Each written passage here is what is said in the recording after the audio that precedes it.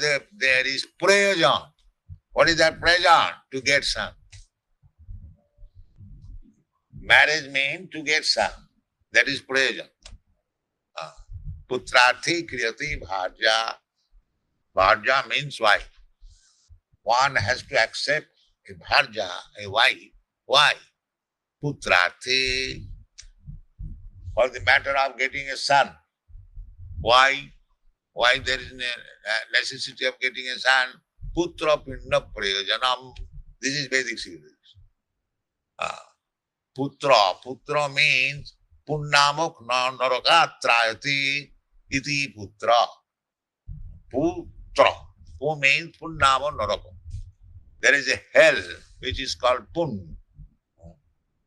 So from that hellish condition, one who delivers trayati iti tra. Therefore he is called putra. This is every Sanskrit word has got meaning, root meaning. Putra pinda prayojana. Putra is required. Why?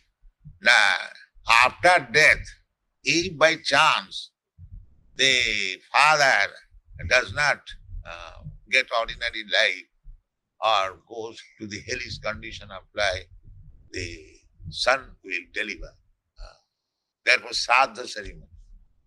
There is Sraddha. What is that Sraddha ceremony?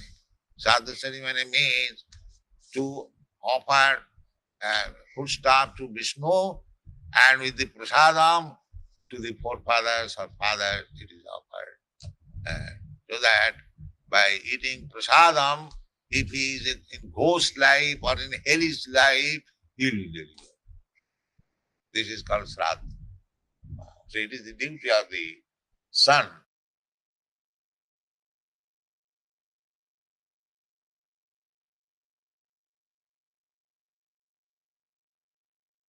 Hare Hare, Hare Rama, Hare Rama, Rama Rama, Hare Hare.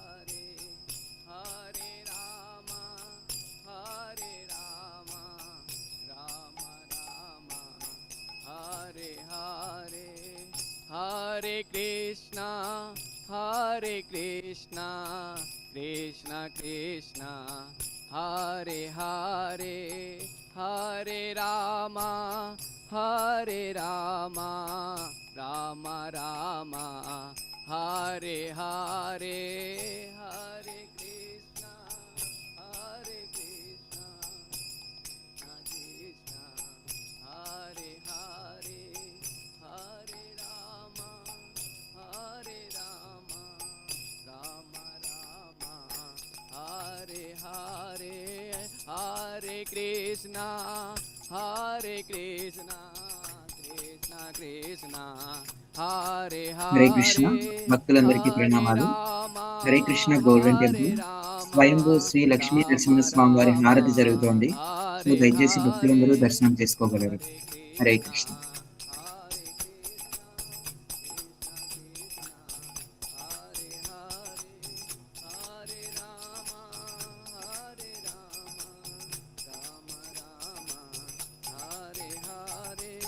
Hare Krishna, Hare Krishna, Krishna Krishna, Hare Hare, Hare Rama, Hare Rama, Rama Rama, Hare Hare.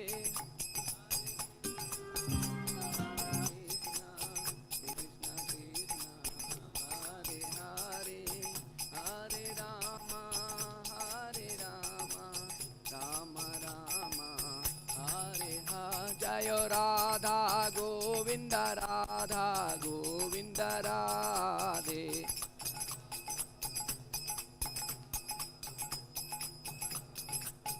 Jaya Nitai Gauranga, Jaya Nitai Gauranga, Nitai Gauranga, Jaya Nitai Gauranga.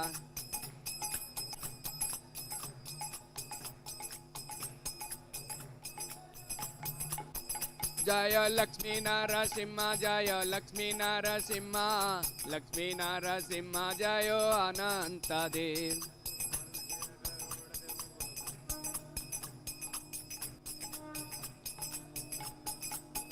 जय गरुड़ देव जय गरुड़ देव जय गरुड़ देव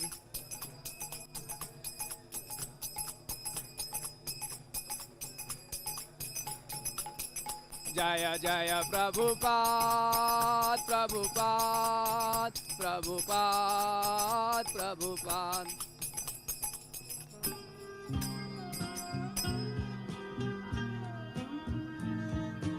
Hare Krishna Golden Temple Shri Shri Radha Govinda morning దర్శనహారతి జరుగుతోంది.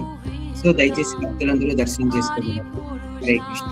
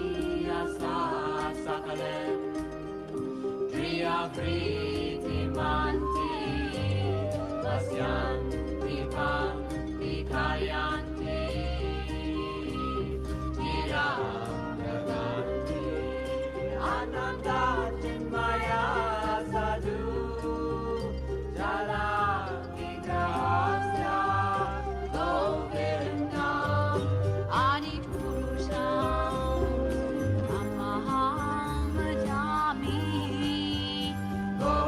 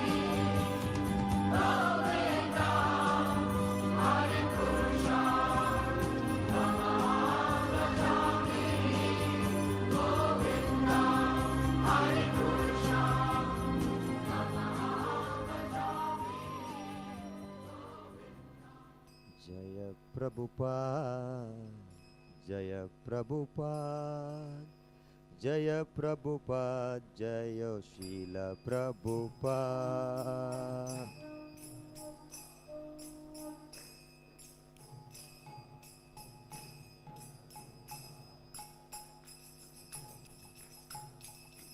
Vishwaguru Srila Prabhupada, Vishwaguru Jaya Srila Prabhupada.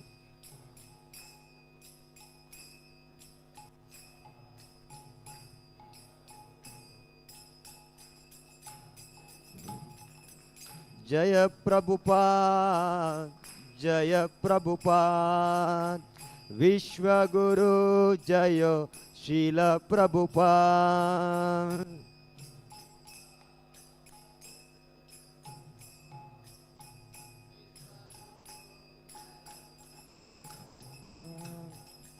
Hare Krishna, Krishna Krishna Hare Hare, Hare Ram, Ram Ram, Hare Hare.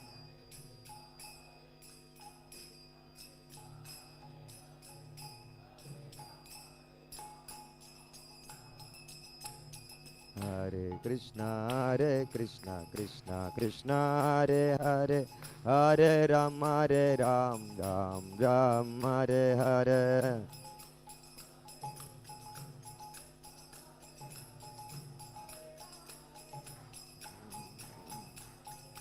Hare Krishna, Krishna Krishna Hare Hare, Hare Ram, Ram Ram, Hare Hare.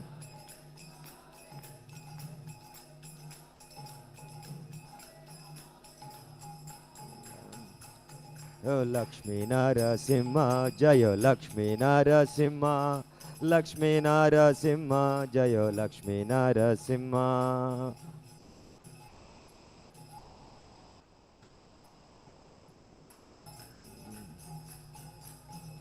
Jaya Jaya Prabhupada.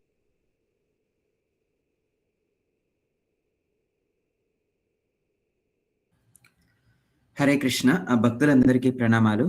ఈరోజు ఐక్య విద్య సత్సంగ speaker Shriman Sahadeva Sakadasa Prabhu Hare Krishna Golden Temple vice president మరియు Aikya Vidya director. ఈరోజు class topic తృణావర్తుని మోక్షం. Hare Krishna Prabhu, over to you Prabhu.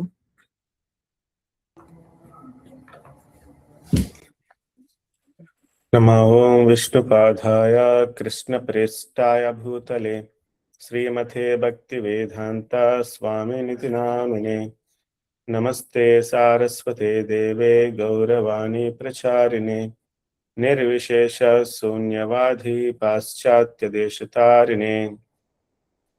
Jaya Shri Krishna Chaitanya Prabhu Nityananda Shri Advaita Gadadhara శ్రీవాసాది గౌరభక్తవృంద. Hare Krishna Krishna Krishna Hare Hare, Hare Rama Rama Rama Hare Hare. Hare Krishna Krishna Krishna Hare Hare, Hare Rama Rama Rama Hare Hare.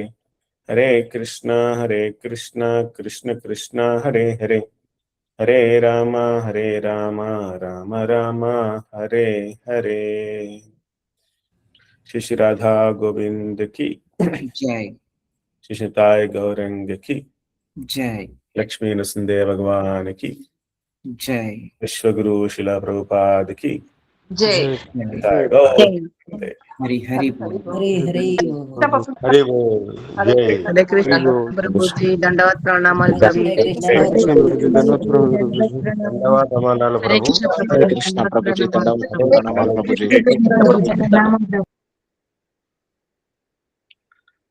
yes. So మనకి భగవద్గీతలో ఒక శ్లోకం ఫస్ట్ మనం పఠించి దాని నుంచి మనం ఈ యొక్క తినావర్తన లీల మనం డిస్కస్ చేద్దాం మనం ఈరోజు. సో ఇది కొంచెం ఇంగ్లీష్లో ఉంటుంది ఈరోజు. సో భక్తులు చదవచ్చు ఒకసారి. ఇది భగవద్గీత చాప్టర్ 4 శ్లోక నెంబర్ 9. అందుకు కనబడుతుందా ఇది? ఎస్ ప్రభు. జన్మ కర్మ చ మే దివ్యం జన్మ కర్మ చ మే దివ్యం జన్మ కర్మ చ మే దివ్యం జన్మ కర్మ చ మే దివ్యం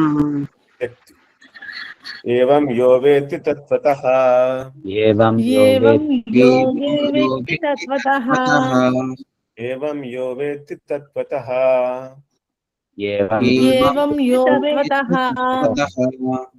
త్యక్త్వా దేహం పునర్జన్మ త్వక్త్వా దేహం పునర్జన్మ త్యక్త్వా దేహం పునర్జన్మ త్వక్త్వా దేహం పునర్జన్మ నైతి మామేతి సో అర్జున నైతి మామే అర్జున నైతి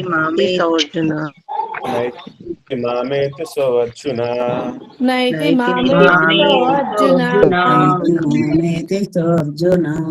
జన్మ కర్మ చ మే దివ్యం జన్మ కర్మ చ మే దివ్యం ఏవం యో వేత్తి తత్వతః యో వేత్తి తత్వతః త్యక్త్వా దేహ పునర్జన్మ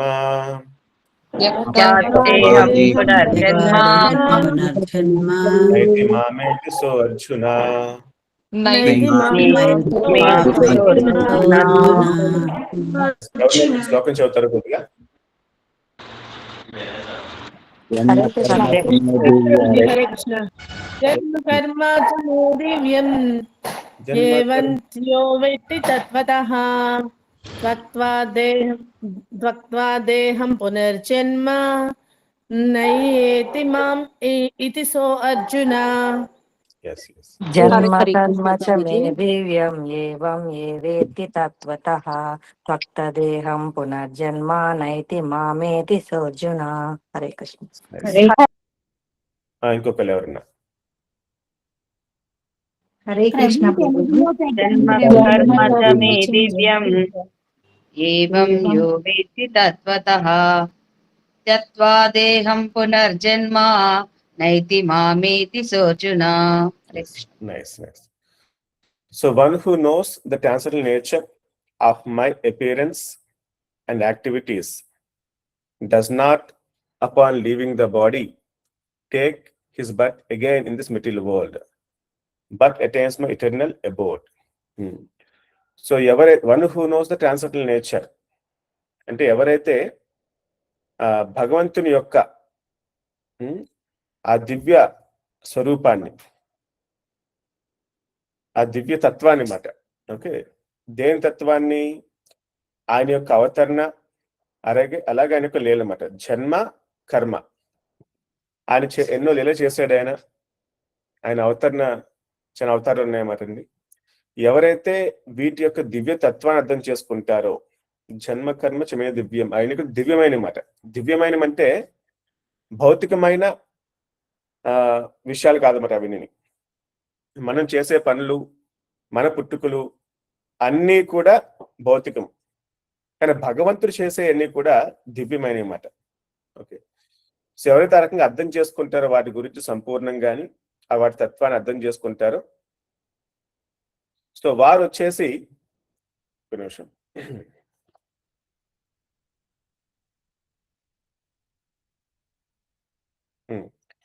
ఎనివే నో ప్రాబ్లం. సో వారు పునర్జన్మనైతి మామేత స్వర్జున, వాళ్ళకి మళ్ళీ కూడా ఈ యొక్క భౌతిక ప్రపంచంలో జన్మ తీసుకునే అవసరం లేదన్నమాట వారికి. సో అంత భాగ్యము వాళ్ళు కలుగుతుంది అన్నమాట. కేవలం కృష్ణుకి వెళ్ళి అర్థం చేసుకుంటే చాలు మాట. భగవంతుడు ఎవరు? భగవంతుడు అంతే ఆయన శరైశ్వర్య పూర్ణుడు మాట అండి. ఆయనకి 6 విభూతులు ఉంటాయన్నమాట. అటువంటి విభూతులు సంపూర్ణంగా ఎవరికైతే ఉంటాయో వారే భగవంతుడు అన్నమాట. ఎవరైనా చెప్పగలరా ఏంటి 6 విభూతులు భగవంతుడికి ఉండేవి, సంపూర్ణంగా ఉండేవి? యశస్సు సౌందర్యం యశస్సు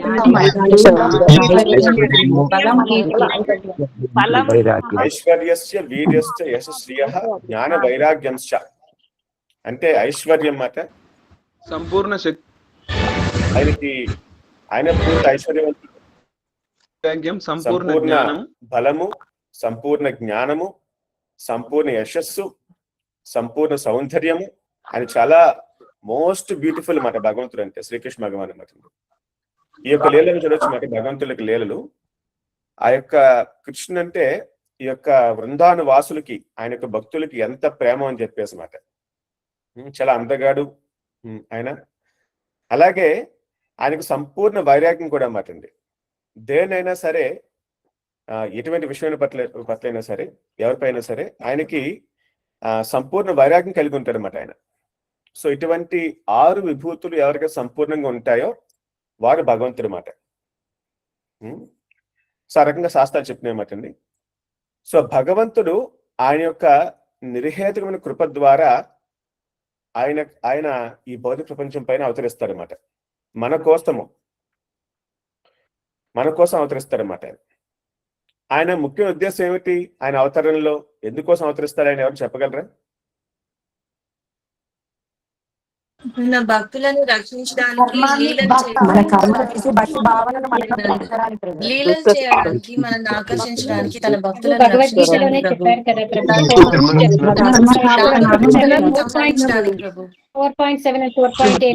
ఆప్షన్ చెప్తాను నేను.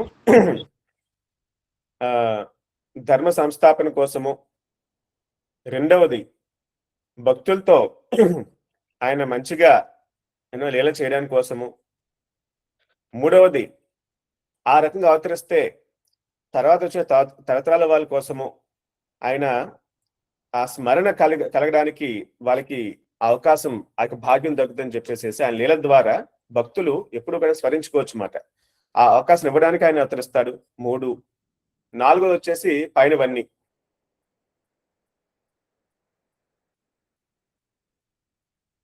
ఒకటి పైనవన్నీ. ఇలా మల్టిపుల్ చాయిస్ చెప్తే ఆల్వేస్ సింపుల్ జనాలు చెప్పేయడానికి మాట అండి.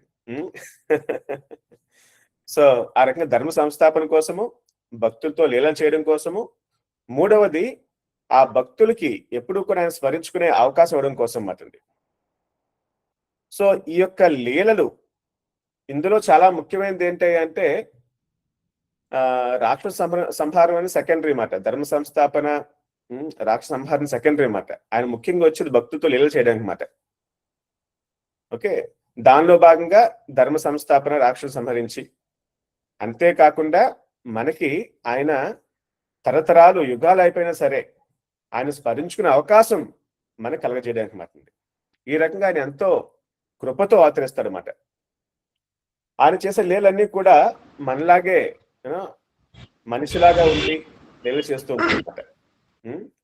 సో ఆ రకంగా చేసినప్పుడు చాలా మంది ఏమనుకుంటారంటే కృష్ణుడు కూడా మనలాగే మనిషే, ఏదో కొద్దిగా శక్తి ఎక్కువ ఉందంతే అని చెప్పి అనుకుంటారన్నమాట. ఆ రకంగా అనుకునే వాళ్ళు సాధారణంగా ఎవరంటే నాస్తికులు. నాస్తికులు ఆ రకంగా అనుకుంటారన్నమాట. ఎందుకంటే కృష్ణ భగవద్గీత చెప్తారన్నమాట, అవజానాంతే మా మూఢ మానుషుని తనుమాషిత. ఎవరైతే నన్ను మనిషిగా అనుకుంటారో వాళ్ళు మూఢులు అని చెప్పని తెలుతారన్నమాట ఆయన భగవంతుడు మాట అండి. ఆ రకంగా వాళ్ళు మూఢులు. అదే రకంగా గురువుగా చెప్తారు మరి ప్రభుపాదుల వారు, వాళ్ళు వచ్చేసి ఈ రకంగా నాస్తికులు, సో మూర్ఖులు అని చెప్పేసి చెప్తారు మాట ఆయన. సో అటువంటి వారు మాత్రమే శ్రీకృష్ణ భగవానుడు మనలాగా మనిషి, కొద్ది శక్తి ఎక్కువ ఉందంతే అని చెప్పి అనుకుంటారు అన్నమాట. కానీ అది వాళ్ళ దురదృష్టము, ఆ రకంగా భావించడం అన్నమాట. సో కాబట్టి భగవంతుడు మనలాగా మనిషి కాదు, ఆయన దేవాదేవుడు అన్నమాట, శ్రీకృష్ణ భగవానుడు అన్నమాట ఆయన. సో ఈ రకంగా ఆయన చేసే లీలన్నీ కూడా భౌతికమైనవి కాదు, దానికి అతీతమైనవి మాత్రమే, దివ్యమైన లీలన్నీ కూడా. సో ప్రతి మనిషికి కూడా సాధారణంగా ఇతరులు ఏం చేస్తూ ఉంటారు అని చెప్పేసి తెలుసుకోవడానికి వాళ్ళు ఆసక్తి కొంచెం ఎక్కువ ఉంటుంది అన్నమాట. పక్కింటి వాళ్ళు ఏం చేస్తున్నారు, బంధువులు ఏం చేస్తున్నారు, వాళ్ళ స్టోరీస్ ఏంటి, వీళ్ళ స్టోరీస్ ఏంటి, అలాగే సెలబ్రిటీస్ ఉన్నారు, సినిమా స్టార్లు, స్పోర్ట్స్ స్టార్లు, రాజకీయ నాయకులు, వాళ్ళ స్టోరీలు ఏమిటి, వాళ్ళు ఏం చేస్తున్నారని చెప్పేసి తెలుసుకోవాలని కుతూహలం చాలా ఉంటుంది అన్నమాట. ఇది మనం చూస్తూ ఉంటాం అన్నమాట. మన యొక్క చాలా మంది డిస్కస్ చేసుకుంటారు అనమాట. వాడు ఇలా అన్నాడు, ఇలా అన్నాడు, ఆమె ఇలాగన్నది, ఇలా అన్నది అని చెప్పేసి డిస్కస్ చేసుకుంటాం అన్నమాట. ఓకే, సో ఈ యొక్క ఆసక్తిని మన సరైన విధంగా భగవంతుని యొక్క కథల పట్ల, కృష్ణ కథల పట్ల మనం మళ్ళిస్తే గనక ఆయన చేసే లీలలు, ఆ అద్భుతాలు, ఆ కథలు వినే వాటి పట్ల మన ఆసక్తి మనం మళ్ళిస్తే సంపూర్ణంగాని మనకి ఎంతో మేలు చేకూరుతుంది మాట. మన జన్మ ధన్యమైపోద్ది యాక్చువల్గా మాట. దానివల్ల కృష్ణ కథ వినడం వల్ల ఎంత లాభం అంటే, ఎన్ని లాభాలంటే మనకి కేవలం వినడం ద్వారా, కేవలం వింటే గనక మనం సంపూర్ణంగా పవిత్రం పొంది మన దివ్యమైన స్వరూపాన్ని మనం అర్థం చేసుకుంటామట. మన దివ్యమైన స్వరూపం అంటే మనం ఆత్మస్వరూపులు అన్నమాట అండి. మనం ఈ శరీరం కాదు, ఆత్మస్వరూపులు అన్నమాట. అది మనం తెలుసుకుంటాం సంపూర్ణంగా అన్నమాట. ఈ ఆత్మస్వరూపులైన మనం భగవంతునితో ఆ యొక్క గోలోక వైకుంఠంలో మనం ఆ కృష్ణ లీలలో మనం కూడా పంచుకుంటాం అన్నమాట. మనం కూడా భాగం అవుతాం అన్నమాట ఆయన లీలలో అన్నమాట. సో మనం ఆ కృష్ణుడి యొక్క ఫ్రెండ్స్ కావచ్చు, సేవకులు కావచ్చు, ఆ యొక్క ఆవులు కావచ్చు, గోలోకంలోని చెట్లు కావచ్చు, పువ్వులు కావచ్చు, పక్షులు కావచ్చు. సో మన యొక్క దివ్య స్వరూపాన్ని తెలుసుకుంటాం అన్నమాట. కేవలం కృష్ణ కథ మనం వింటూ ఉంటే మన పవిత్రతను పొంది మనం తెలుసుకుంటాం అన్నమాట. అటువంటి భాగ్యం మనకు కలుగుతుంది అన్నమాట. అలాగే ఈ లీలలు చాలా అందంగా ఉంటాయి, చాలా గొప్పగా ఉంటాయి. మన మనసుకి చాలా ఆనందాన్ని కలిగిస్తాయి అన్నమాట వింటుంటేని. భౌతికమైన ఆ భయాలు, ఆందోళనలు, స్ట్రెస్, స్ట్రెయిన్ అన్ని పోతాయి అన్నమాట. ఎప్పుడు పోతాయి ఇవన్నీ? భగవంతుని యొక్క లీలలను మనం వింటే అవన్నీ పోతాయి. ఎస్, ఆ లీలలు, ఆ కృష్ణ కథ వింటూ ఉంటే మనకి అన్ని పోతాయి అన్నమాట. కాబట్టి నిత్యం కూడా మనం ఆ కృష్ణుని స్మరించుకుంటూ ఉండాలి. అందులో ఎంతో నిగూఢ రహస్యాలు ఉన్నాయన్నమాట. మనం ఏముంది కథలు అనుకుంటామన్నమాట, కానీ అందులో చాలా గొప్ప పరమార్థం ఉన్నది. అది అర్థం చేసుకోవాలి మనం. ఆ కృష్ణ కథలు వింటూ మనం ఆనందించాలి మరి ఎప్పుడు అన్నమాట. మహాభక్తులు ఆ రకంగా ఎప్పుడు కృష్ణ స్మరణలో ఉంటారన్నమాట. వాళ్ళు ఆ కృష్ణ లీల దర్శనంలో, ఆ ధ్యానంలో వాళ్ళు సంపూర్ణ నిమగ్నం ఉంటారన్నమాట. వాళ్ళు గోస్వాములు కానీ వీళ్ళని చూసామనుకో, వాళ్ళు కృష్ణలీల స్మరణ చేసుకుంటూ ఉంటారన్నమాట. మనం ఎంతవరకు చేసుకున్నారు కృష్ణలీల స్మరణలు? మనం రకరకాల విషయాలు మనం డిస్కస్ చేస్తూ ఉంటాం. కృష్ణ లీలని మనం ఎంతవరకు డిస్కస్ చేస్తాం మిగతా వాళ్ళతో? ఎంత స్మరించుకుంటున్నాము? ఇది అందరూ కూడా క్వశ్చన్ చేసుకోవాలన్నమాట. మహాభక్తులు చేసేది అదే మాట. సో కాబట్టి ఆ లీలలో అంత ఆనందం ఉన్నది. అది మనకి ఎంతో సుఖాన్ని కలిగిస్తుంది మొత్తం అంత మాట. అదే రకంగా ఎప్పుడైతే బాగా మనం వింటూ ఉంటామో మన హృదయ అంతరాళాల్లో నిండిపోయి ఉన్న ఈ భౌతిక కల్మషాలు మొత్తం కూడా తొలగిపోతాయి అన్నమాట. చేతోదర్పణ మార్జనం ఎలాగైతే ఒక అద్దం పైన మట్టి పడితే మనకు మొహం కనబడదు మాట. ఎప్పుడైతే మనం పూర్తిగా దాన్ని క్లీన్ చేస్తామో అప్పుడు మన ముఖాన్ని మనం చాలా అందమైన ముఖాన్ని చాలా క్లియర్గా చూడొచ్చు మాట. అదే రకంగా కృష్ణ కథ వింటే గనక మనకి అన్ని రకాల మలినాలు పోతాయి. మన ఆత్మ స్వరూపాన్ని మనం క్లియర్గా మనకి ఆ దర్శనం కలుగుతుందన్నమాట మనకి. సో కాబట్టి అందరూ కూడా కృష్ణలీలా స్మరణ అనేది బాగా చేస్తూ ఉండాలి అన్నమాట. ఇది భక్తి యోగంలో అతి ముఖ్యమైనది, మొదటిది కూడా అన్నమాట. శ్రవణం కీర్తనం విష్ణోహో, ఫస్ట్ వచ్చే శ్రవణం మాట. సో బాగా వినాలి కృష్ణ కథను మాట, చాలా ముఖ్యమైన మాట. సో దీని ద్వారా మనం ఏంటో మనకు అర్థమవుతుంది పూర్తిగానే. సో అదే రకంగా ఎప్పుడైతే మనం ఈ రకంగా కృష్ణ కథ వింటామో కృష్ణుడితో సంబంధం ఏర్పరచుకుంటామో,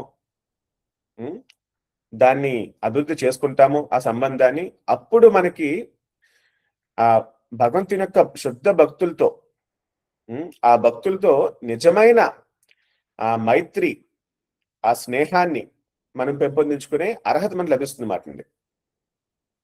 సో సత్సంగత్వం యొక్క నిజమైన ఆ భాగ్యాన్ని మనం సద్వినియోగం పరుచుకునే అవకాశం మనకు లభిస్తుంది మాట. సో కాబట్టి కృష్ణ కథ వినడం చాలా ముఖ్యం అన్నమాట. సో ఆ రకంగా ప్రాముఖ్యతను అర్థం చేసుకోవాలన్నమాట అండి. సో ఆ తర్వాత మనం లాస్ట్ క్లాస్ లో ఈ యొక్క పూతన సంహారం గురించి విన్నాం బాగా.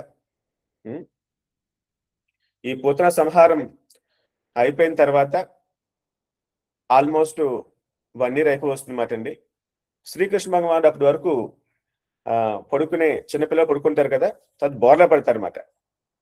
ఆ బోర్లా పడటం కూడా పెద్దలకి ఎంతో ఆనందం మాట్లాడి. యాక్చువల్ వేదిక కష్టం ప్రకారం పూర్వకాలంలో పిల్లలు బోర్లా పడితే అది ఒక పండగలా చేస్తారన్నమాట. సో ఆల్మోస్ట్ 1 year టైంలో కృష్ణుడు ఆ రకంగా ఆయన బోర్లా పడడం మొదలు పెడతారన్నమాట ఆయన. ఆ తర్వాత అదే సమయంలో యాక్చువల్గా కృష్ణుడు 1 year అయిపోయింది కదా, so first birthday of Krishna అన్నమాట, అది కూడా వస్తుంది మాట. సో రెండో ఒకేసారి వచ్చిందని చెప్పేసి నంద మహారాజుల వారు ఒక పెద్ద పండగ ఏర్పాటు చేస్తారన్నమాట ఆ సందర్భంగా. సో దానికి అందరిని పిలుస్తారన్నమాట ఆయన, యశోద నంద మహారాజు మాట్లాడి. ఎవరిని పిలుస్తారు అంటే ఆ వృందాలు ఉండే గోపాలు, గోపికలు అందరినీ పిలుస్తారు మొత్తం అందరమాట. అంటే మగవాళ్ళు ఆడవారు అన్నమాట. వాళ్ళు గోవుల్ని బాగా చూసుకుంటారు కాబట్టి వాళ్ళని గోపికలు గోపాలు అని పిలుస్తారు అన్నమాట. వాళ్ళందరినీ పిలుస్తారు అన్నమాట ఆయన. అంతేకాకుండా ఎవరైతే మంచిగా సంగీత వాయిద్యాన్ని వాయిస్తారో వాళ్ళు కూడా పిలుస్తారు మొత్తం అందరమాట ఆయన. అదే రకంగా అంతేకాకుండా మంచి గొప్ప బ్రాహ్మణులు పిలుస్తారన్నమాట ఆయన. ఎందుకోసం అంటే వాళ్ళు వేద మంత్రోచ్చారణ చేస్తారు కాబట్టి, వారి యొక్క ఆశీర్వాదాలు అవసరం కాబట్టి పిల్లవాడికి అని పిలుస్తారన్నమాట.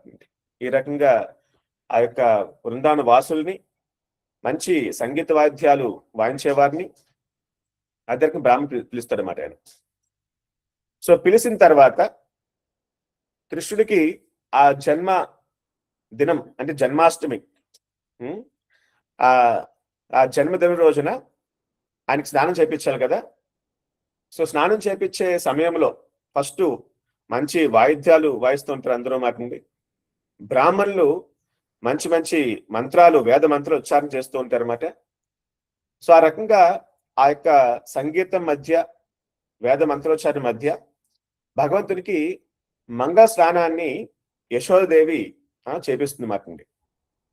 దాన్ని మనం అభిషేకం అని పిలుస్తాం అన్నమాట భగవంతుని మాట.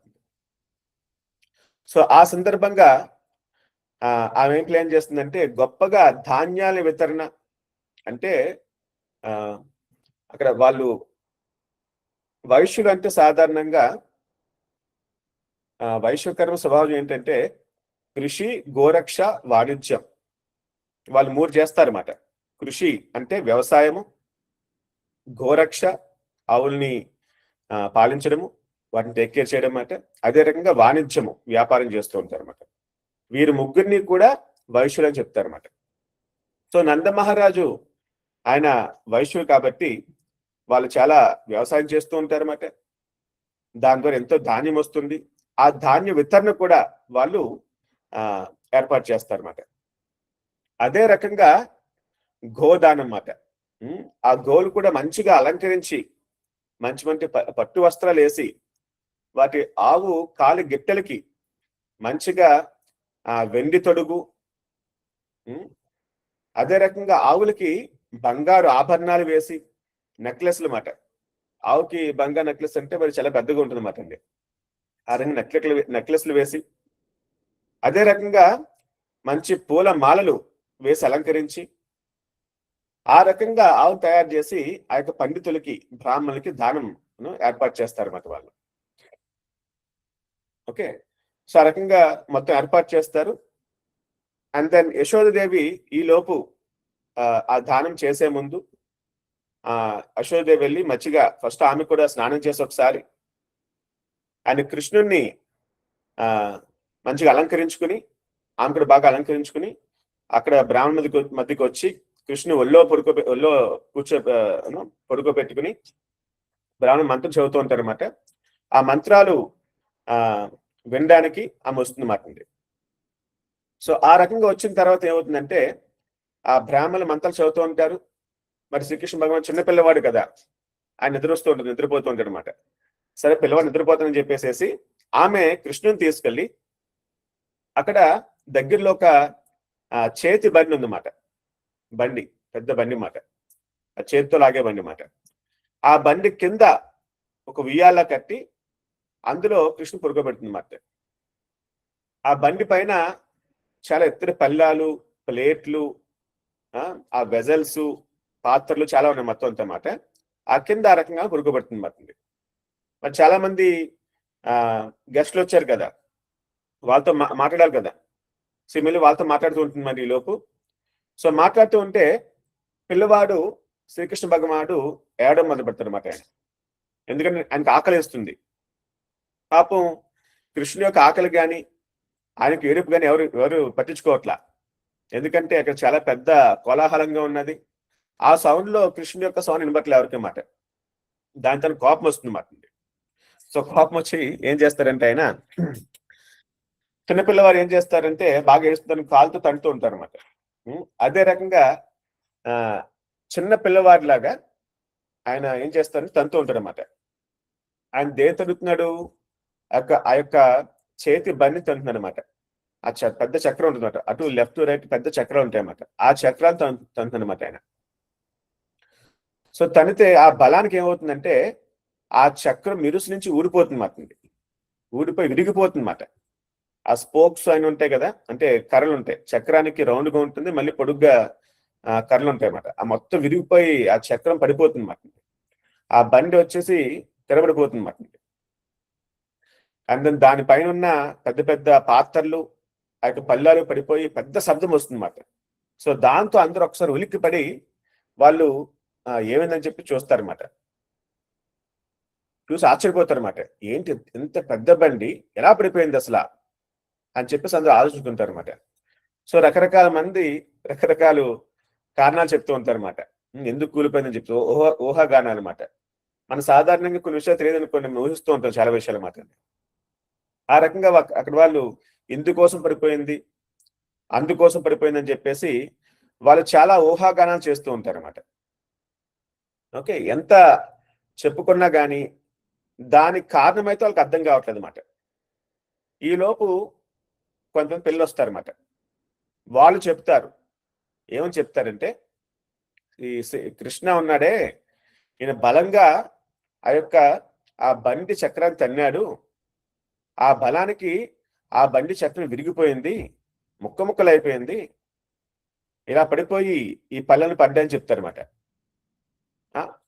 పిల్లలు చాలాసార్లు నిజం చెప్తుంటారు, కానీ పెద్దవాళ్ళు వినరన్నమాట. సో పిల్లవాళ్ళు ఇలా చెప్తున్నారు స్టోరీలు అంతా అని, వీళ్ళు కథలు చెప్తున్నారు. వీళ్ళు కృష్ణ చిన్న పిల్లవాడు, ఆయనకు 1 సంవత్సరమే వయసు, ఈ పెద్ద బండిని తన్నే శక్తి ఎక్కడున్నది అని చెప్పి నమ్మరు మాట ఎవరు కూడా మాట వాళ్ళు. సో దాంతో ఆమె ఏం చేస్తుందంటే మళ్ళీ ఒక్కసారి యశోదదేవి మాట వెంటనే ఆమె ఒళ్ళో తీసుకుని దుష్టశక్తుల యొక్క నివారణకు మళ్ళీ ఒక్కసారి ఈ వేద మంత్రం చదవని చెప్పేసి కోరుతుంది మరి బ్రాహ్మణులు మాట. సో బ్రాహ్మణులు మళ్ళీ వేద మంత్రోచ్చారణ చేస్తారన్నమాట. సో చేసిన తర్వాత యశోదేవి కృష్ణుడికి పాలిస్తుంది. ఆ తర్వాత ఈలోపు అక్కడున్న గోపాలకులు బలంగా ఉండే వారందరూ కూడా కలిసి ఆ బండిని మొత్తం కూడా సెట్ చేస్తారు మొత్తం అంతమాట. ఆ యొక్క వస్తువులన్నీ కూడా యథావిధిగా మళ్ళీ మొత్తం పెడతారన్నమాట. ఆ తర్వాత ఏం చేస్తున్న బ్రాహ్మణులు వారందరూ కూడా కూర్చుని ఒక మహాయజ్ఞం చేస్తారన్నమాట. దేంతో పెరుగు, నెయ్యి, దర్భ, సో వీటన్నిటితో యజ్ఞగుండంలో వాళ్ళు వేసి సో బాడు కోసం, ఆయన యొక్క శుభం కోసం ఆ భగవంతుణ్ణి ప్రార్థించడానికి మహాయజ్ఞం చేస్తారన్నమాట వాళ్ళు. ఈ బ్రాహ్మణులు ఎలాంటి వారయ్యా అంటే భాగవతం ఏం చెప్తుందంటే వారు అసూయ లేనివారు, వారికి అసూయ లేదంట. నందమహారాజు కృష్ణుడికి ఆశీర్వాదాలు మంచిగా అందాలని చెప్పేసేసి బెస్ట్ ఆఫ్ బ్రాహ్మణాస్ ని ఆయన తీసుకొచ్చాడనమాట. అలాంటి వాళ్ళు ఇలాంటి వాళ్ళు కాదన్నమాట అండి. సద్బ్రాహ్మణులు తీసుకొచ్చాడనమాట ఆయన. వీళ్ళు ఎలాంటి వాళ్ళు అంటే అసూయ లేనివారు, అసత్యం చెప్పని వారు, అహంకారం లేనివారు, అహింసాపరులు, మరియు ఎప్పుడూ కూడా తప్పుడు ప్రతిష్ఠ కోసం ప్రాకులాడిన వారు అన్నమాట. అటువంటి మంచి బ్రాహ్మణ్ని ఆయన తీసుకొస్తారన్నమాట ఆయన. సో తీసుకొచ్చిన తర్వాత, ఎందుకంటే అటువంటి వారి ఆశీర్వాదాలు ఎప్పుడు కూడా తప్పు కావన్నమాట, ఖచ్చితంగా సిద్ధిస్తాయి. ఎవరు పడితే వాళ్ళు ఆశీర్వాదాలు ఇస్తే ఆయన్ని సాధ్యం కాదండి. సో మంచి వారి యొక్క ఆశీర్వాదాలు మనకి అవసరం అన్నమాట. అది అప్పుడు ఖచ్చితంగా నిజం అవుతాయి అన్నమాట అండి. సో ఆ రకంగా మళ్ళీ బ్రాహ్మణులు మంత్రోచ్చారణ చేస్తూ ఉంటే, యజ్ఞం అయిపోయింది మళ్ళీ మంత్రోచ్చారణ చేస్తారు మాట వాళ్ళు, ఋగ్వేదము, యజుర్వేదం, సామవేదం నుంచి. ఆ రకంగా చేస్తున్నప్పుడు ఈసారి నందమహారాజు కృష్ణుడు మళ్ళీ ఆయన వనమూలికలతో స్నానం చేపిస్తారు అన్నమాట. సో అది అయిన తర్వాత ఆయన అందరికి కూడా ఆ రకంగా ధనధాన్యాలు, ఆ ధాన్యాలు మొత్తం కూడా దానం చేస్తారన్నమాట. గోలు మొత్తం దానం చేస్తాడు ఆయన. సో ఆ తర్వాత ఆ రకంగా ఆ కార్యక్రమం మొత్తం ముగుస్తుందన్నమాట అండి. ఈ యొక్క first birthday of Krishna. So అది అయిపోయిన తర్వాత ఏమవుతుందంటే, కొద్ది రోజులకే ఒకసారి యశోదాదేవి కృష్ణుని ఎత్తుకుని ఆడిస్తూ ఉంటుందన్నమాట, ఒళ్ళో పెట్టుకుని. అలాగా ఆడిస్తూ ఉంటుంటే అనుకోకుండా సడన్ గా కృష్ణుడు చాలా బరువు పెరిగిపోతాడు అనమాట. ఇదేంటి చాలా బరువు అయిపోతుందని చెప్పేసి కృష్ణుని ఇష్టం లేకపోయినా కానీ కృష్ణుని కింద పెట్టి ఆమె ఇంట్లోకి వెళ్తుందన్నమాట, మిగతా పనులు చూసుకోవాలని చెప్పేసి. అలాగా ఇంట్లోకి వెళ్తే ఆమె ఇంట్లో పనులు పూర్తి నిమగ్నం అయిపోతుందన్నమాట. కృష్ణుడు ఆడుకుంటూ ఉంటాడు కింద నేలపైన అన్నమాట. సడన్ గా ఒక పెద్ద తుఫాను వస్తుందన్నమాట. అంటే తుఫాను కాదు, సుడిగాలి మాట. అది సుడిగాలి మాట. ఎవరి సుడిగాలి అంటే ఆయన రాక్షసుడు, ఆయన పేరు తునావర్తుడు మాట, తునావర్త. సో ఆయన వస్తాడనమాట. ఎలా వచ్చాడు ఆయన? కంసుడు పంపించాడు మాట ఆయన్ని కృష్ణుని సంహరించడానికి మాట.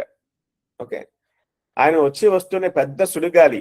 మీరు ఒకసారి మీకు ఎక్స్పీరియన్స్ ఉందో లేదో, సుడిగాలి వస్తే అన్ని గాలు ఎగిరిపోతాయి మాట. స్వయంగా నేను కూడా కొన్నిసార్లు చూశాను అన్నమాట. మన సైడ్ కొద్దిగా చెప్పాలంటే కొద్ది తక్కువగా ఉంటాయి మాట అండి. కానీ అమెరికాలో వాటిలో వస్తాయండి, దాన్ని టైఫూన్స్ అంటారు అన్నమాట ఇంగ్లీష్లోని. అవి వస్తే ఇంకా ఇల్లు, వాకిలి, కార్లు అన్ని గాలిగా ఎగిరిపోతాయి ఆకాశంలోకి మాట. దాన్ని ఎవ్వరు ఆపలేరు. America is very advanced country technical గా. మంచి సాంకేతిక పరిజ్ఞానం ఉన్న దేశం మాట. అయినప్పటికీ ఏం చేయాల, సరెండర్ అంతే. ఒక్కసారి ప్రకృతి విశ్వరూపం చూపిస్తే ఎంత పెద్ద వారైనా సరే, పెద్ద దేశం అయినా సరే మోకరిల్లాలి అంతే. సో దానికి అంత శక్తి ఉంది మనుషుడిగాలికి మాట. ఈ రాక్షసుడికి చాలా శక్తి ఉంది ఆ రకంగా మాట. సో అంత శక్తితో ఆయన వస్తారన్నమాట. వచ్చి ఆ కృష్ణుడిని భుజానికి ఎత్తుకుని ఆయన ఆకాశం తీసుకెళ్ళిపోతారన్నమాట. ఆకాశం కొన్ని feets, thousands of feets height కి ఆయన తీసుకెళ్ళిపోతాడు మొత్తం అంతా మాట. తీసుకెళ్ళిపోయి వృందాన్ని మొత్తం కూడా ఫుల్ దుమ్ము మాట, దుమ్ము ధూళి మొత్తం అంతా మొత్తం ఆ రకంగా క్రియేట్ చేస్తారన్నమాట. అసలు జనాలకి వాళ్ళ చేతులు కాళ్ళే కనబడవు మాట, పక్కన వాళ్ళు ఎవరు కనబట్టలేదు అన్నమాట. అంత దుమ్ము మొత్తం అంతా మాట. ఆ రకంగా మొత్తం ఉంటుందన్నమాట అండి. కాసేపు అయిన తర్వాత కొద్దిగా తగ్గుతుంది. అప్పుడు యశోదేవి వెంటనే వచ్చి ఎక్కడ కృష్ణుడు వెతుక్కుంటే కనబడ్డ కృష్ణుడు. దాంతో చాలా భయపడిపోయి బాధపడి ఏడుస్తుంటుంది అన్నమాట. ఎలాగైతే అప్పుడే పుట్టిన ఆవు దూడని కోల్పోతే ఆవు ఎలాగ ఏడుస్తుంది, ఆ రకంగా ఆమె ఏడుస్తుంది అన్నమాట. దాన్ని మిగతా గోపికలు చూసి అయ్యో అని చెప్పేసి అర్థం చేసుకున్న వాళ్ళు కృష్ణుడు కోసం వెతకడం కోసం వెళ్తారన్నమాట వాళ్ళు. చాలా వెతుకుతారు మొత్తం అంతా అన్నమాట. ఎంత వెతికినా కానీ వాళ్ళు ఎక్కడ వెతుకుతారు? వేరే ఇంట్లో ఉన్నాడేమో, అయినా పక్కన ఇంకో వీధిలో ఉన్నాడేమో అని చెప్పి వెతుకుతారు అంతే. ఎవరు కూడా ఆకాశం అని చెప్పేసి ఎక్స్పెక్ట్ చేయరు కదా. పైగా చాలా పైకి మాట కనబడ్డ ఎవరు కూడా ఆయన. సో వెతికి వెతికి వెతికి విసిగి వేసారిపోతారు అన్నమాట వాళ్ళు. సో అప్పుడు పైన శ్రీకృష్ణ భగవానుడు ఆయన యొక్క లీల మొదలు పెడతారనమాట. సో ఏంటా లీలంటే ఇంకా కృష్ణుడు ఇంకా బరువుకిపోతాడు అనమాట. చాలా బరువు పెరిగిపోతాడు. ఒక పెద్ద కొండంత బరువు పెరిగిపోతాడు అనమాట ఆయన. అంత బరువు తట్టుకోలేకపోతాడు తినవత్తుడు అనమాట. ఓకే, సో ఆ బరువు తట్టుకోలేక ఇంకా సుడిగాల్ని ఆపేస్తాడనమాట ఆయన. కృష్ణుడు ఆయన యొక్క మెడను పట్టుకొని కొట్టారు మరి గట్టిగా మాట. సో దానికి ఆయన తట్టుకోలేకపోతాడు అనమాట. ఆ పై నుంచి కొడుతుంటే తప్పించుకొని ప్రయత్నిస్తూ ఉంటాడు, కానీ చేయలేకపోతాడు అనమాట. కృష్ణుడు ఎలా గట్టిగా పట్టుకున్నాడు, ఎలాగైతే మనం ఒకసారి మెడ పట్టుకుంటాం కదా, ఆ రకంగా పట్టుకుంటాడు అనమాట. ఆయన్ని కొడుతూ ఉంటాడు. ఆయన దాడికి ఇక తినావత్తు రాక్షసుడు ఎక్కడ తప్పించుకోలేకపోతాడు అనమాట. ఆ రకంగా గట్టిగా కొట్టేసరికి ఆయన పిడికిలతోని ఆయన కళ్ళు గుడ్లు బయటకు వచ్చేస్తాయి అన్నమాట. ఇంకా పై నుంచి పడిపోతాడు అనమాట ఆయన. కొన్ని వేల ఫీట్స్ నుంచి కింద పడిపోతాడు అనమాట. పడుతూ పడుతూ ఒక రాయి పడతాడు అనమాట ఆయన. సో రాయి మీద పడేసరికి ఆయన శరీరం మొత్తం కూడా ముక్కలు అయిపోతుంది అన్నమాట. సో ఆ రకంగా మొత్తం అవయవాలు మొత్తం కూడా నలిగిపోతాయి బాగాని. ఆ రకంగా కృష్ణుడు ఆ పైన పెద్ద రాక్షసు పైన కూర్చుని ఆయన ఆడుకుంటూ ఉంటాడు అన్నమాట మంచిగాని. He is enjoying always. So Krishna always in the mood of enjoying మాట. ఆ తర్వాత వృందావనవాసులు మొత్తం చూసి వాళ్ళవన్నీ పరిగెట్టుకుంటూ వచ్చి కృష్ణుణ్ణి ఎంతో సంతోషంగా వాళ్ళు ప్రేమతో ఆయనకి ఎత్తుకుంటారన్నమాట. సో ఎత్తుకుని వాళ్ళు చాలా ఆనందపడతారు మరి. ఎందుకంటే వాళ్ళందరూ కూడా కృష్ణుడు లేడని చెప్పేసి చాలా బాధలో ఉన్నారు, చాలా భయంలో ఉన్నారు. కృష్ణుడు దొరికేసరికి ఇంకా ఆనందానికి హద్దు లేవన్నమాట వాళ్ళకి. ఇంకా వాళ్ళు ఆచకపోతారు అన్నమాట. ఏ రకంగా ఈయన ఇంత రాక్షసుడు ఉన్నాడు, ఈయన దగ్గర నుంచి ఏ రకంగా బయటపడే శ్రీకృష్ణుడు అని చెప్పి అనుకుంటారు అన్నమాట వాళ్ళు. సో ఆ రకంగా మళ్ళీ ఊహగానాలు చేస్తూ ఉంటారు అన్నమాట. కృష్ణుడు ఎత్తుకుపోదని చెప్పేసి నేను ప్రయత్నించి పైకి వెళ్ళిపోయాడు ఆకాశంలోకి. కానీ ఎందుకో అది తీసుకెళ్ళే కింద పడిపోయాడు మొత్తానికి. ఆ రకంగా కృష్ణుడు బతికాడు, మనం దొరికాడు అని చెప్పేసి ఆనందపడుతూ ఉంటారు అన్నమాట వాళ్ళు. సో వాళ్ళు అనుకుంటూ ఉంటారు ఇంకా విషయాలు మాత్రండి. ఎందుకంటే తీవ్రమైన పాపాలు ఎవరైతే చేస్తారో వాళ్ళు పాపాలు ఫలితం అనుభవించాలి కాబట్టి ఈ రకంగా మరణిస్తారు. ఈ రాక్షసుడు ఎన్నో పాపాలు చేశాడు కాబట్టి ఈ రకంగా మరణించాడు. మన కృష్ణుడు పుణ్యాత్ముడు ఆయన కాబట్టి ఇన్ని కష్టాలు వచ్చినా సరే ఆయనకి ఏం అవ్వట్లేదు. Krishna always happy, always protected అని చెప్పేసి వాళ్ళు అనుకుంటారు అన్నమాట వాళ్ళు. అంతేకాదు మనకు కూడా కృష్ణుడు మన దగ్గర ఉండడము, ఈ రకంగా సురక్షణ ఉండడం మన భాగ్యం కూడా అని. పూర్వజన్మలో మనం ఎన్నో గొప్ప యజ్ఞాలు చేసాము, గొప్పగా భగవంతుని పూజలు చేసాము, గొప్ప గొప్ప ఐశ్వర్యాన్ని దానంగా ఇచ్చాము, మనము ఎన్నో ప్రజా సంక్షేమ కార్యక్రమాలు చేసాము అని చెప్పేసి గోపికలు గోపాలురు ఇద్దరు అనుకుంటారు ఆ రకంగా మాట. అందుకే మనకి భాగ్యం వచ్చింది, ఆ భాగ్యం వల్లే మళ్ళీ కృష్ణుడు మనకు దొరికాడు అని చెప్పేసి వాళ్ళు అనుకుంటారు అన్నమాట వాళ్ళు. సో ఈ రకంగా కృష్ణుడు మళ్ళీ తిరిగి దొరుకుతాడు అన్నమాట అండి. నంద మహారాజుకి గుర్తొస్తాయి మాట ఆ వసుదేవ చెప్పిన మాటలు మాట అండి. కృష్ణుని కాపాడుకో, అపాయాలు వచ్చే అవకాశం ఉన్నది అని చెప్పి చెప్తారు కదా, ఆ మాటలు మళ్ళీ ఆయన గుర్తెచ్చుకుంటాడు అన్నమాట. ఈ రకంగా శ్రీకృష్ణ భగవానుడు అంటే వృందావన వాసులకి ఎంతో ప్రేమ మాట. వారికి చాలా మంది పిల్లలు ఉండొచ్చు, కానీ వారికి నిజమైన ప్రాణము, నిజమైన కొడుకు ఎవరంటే శ్రీకృష్ణ భగవానుడే అన్నమాట. సో ఆ రకంగా వాళ్ళు ఎంతో ప్రేమతో ఎంతో సంతోషంగా భగవంతుతో వాళ్ళు గడుపుతూ ఉంటారు అన్నమాట. ఈ రకంగా అతనవత్ సంహారం జరుగుతుంది అన్నమాట. సో ఇంకోటి ఏంటంటే ఈ రోజు ఇంకో ముఖ్యమైన రోజు ఏంటో చెప్పగలరు ఎవరన్నాని? గరుడ పంచమి. హరే కృష్ణ. గరుడ పంచమి ప్రభు. ఈ రోజు టెంపుల్లో మంచిగా అభిషేకం జరిగింది. అభిషేకం చూసిన తర్వాత వచ్చి ఈ రకంగా క్లాస్ తీసుకుంటున్నమాట అండి. సో గరుడ పంచమి గరుక్ మంత్రులు ఆలోచించిన రోజు అన్నమాట. ఆయన భగవంతుడి మహాభక్తుడు. ఆయన మహాభక్తుడే కాదు, చాలా శక్తివంతుడు అన్నమాట. ఆయన శక్తి వచ్చేసి విష్ణు భగవంతుతో సమానంగా ఉంటుందంట. అంత శక్తి అన్నమాట గరుక్మంతునికి. అంటే భగవంతుడు కృప అంటే తన భక్తులకి సంపూర్ణ శక్తి ఇస్తుంటాడు అన్నమాట. ఆయన ఆ విష్ణు కృప చేత ఆయనకి అంత శక్తి అన్నమాట. సో హనుమంతుడు గరుక్మంతుడు వారందరూ కూడా శక్తి సమానంగా ఉంటుంది ఆల్మోస్ట్ అన్నమాట. వాళ్ళకి సొంత శక్తి కలిగిన అనమాట. ఆయన వచ్చేసి ఈ కశ్యప ప్రజాపతి కొడుకు మాట. ఆయనకి 2 భార్యలు ఉంటారన్నమాట, వినత, కద్రువ. మొదటి భార్య వచ్చేసి ఆమెకి భర్త యొక్క వరం చేత ఎంతో మంది పాములు పుడతారన్నమాట. ఆమెలో కోరుకుంటుంది, నాకు పొడుగైన పుత్రులు కావాలి, బలంగా ఉండాలని చెప్పి కోరుకుంటుంది అన్నమాట.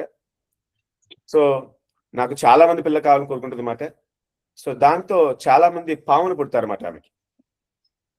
ఆమె ఈ నాగులందుకు తల్లి మాట యాక్చువల్గా. సో ఆమె ఆ రకంగా కోరుకుంటుంది అన్నమాట. ఆ తర్వాత రెండో భార్య వచ్చేసి గరుక్మంతునికి తల్లి మాట.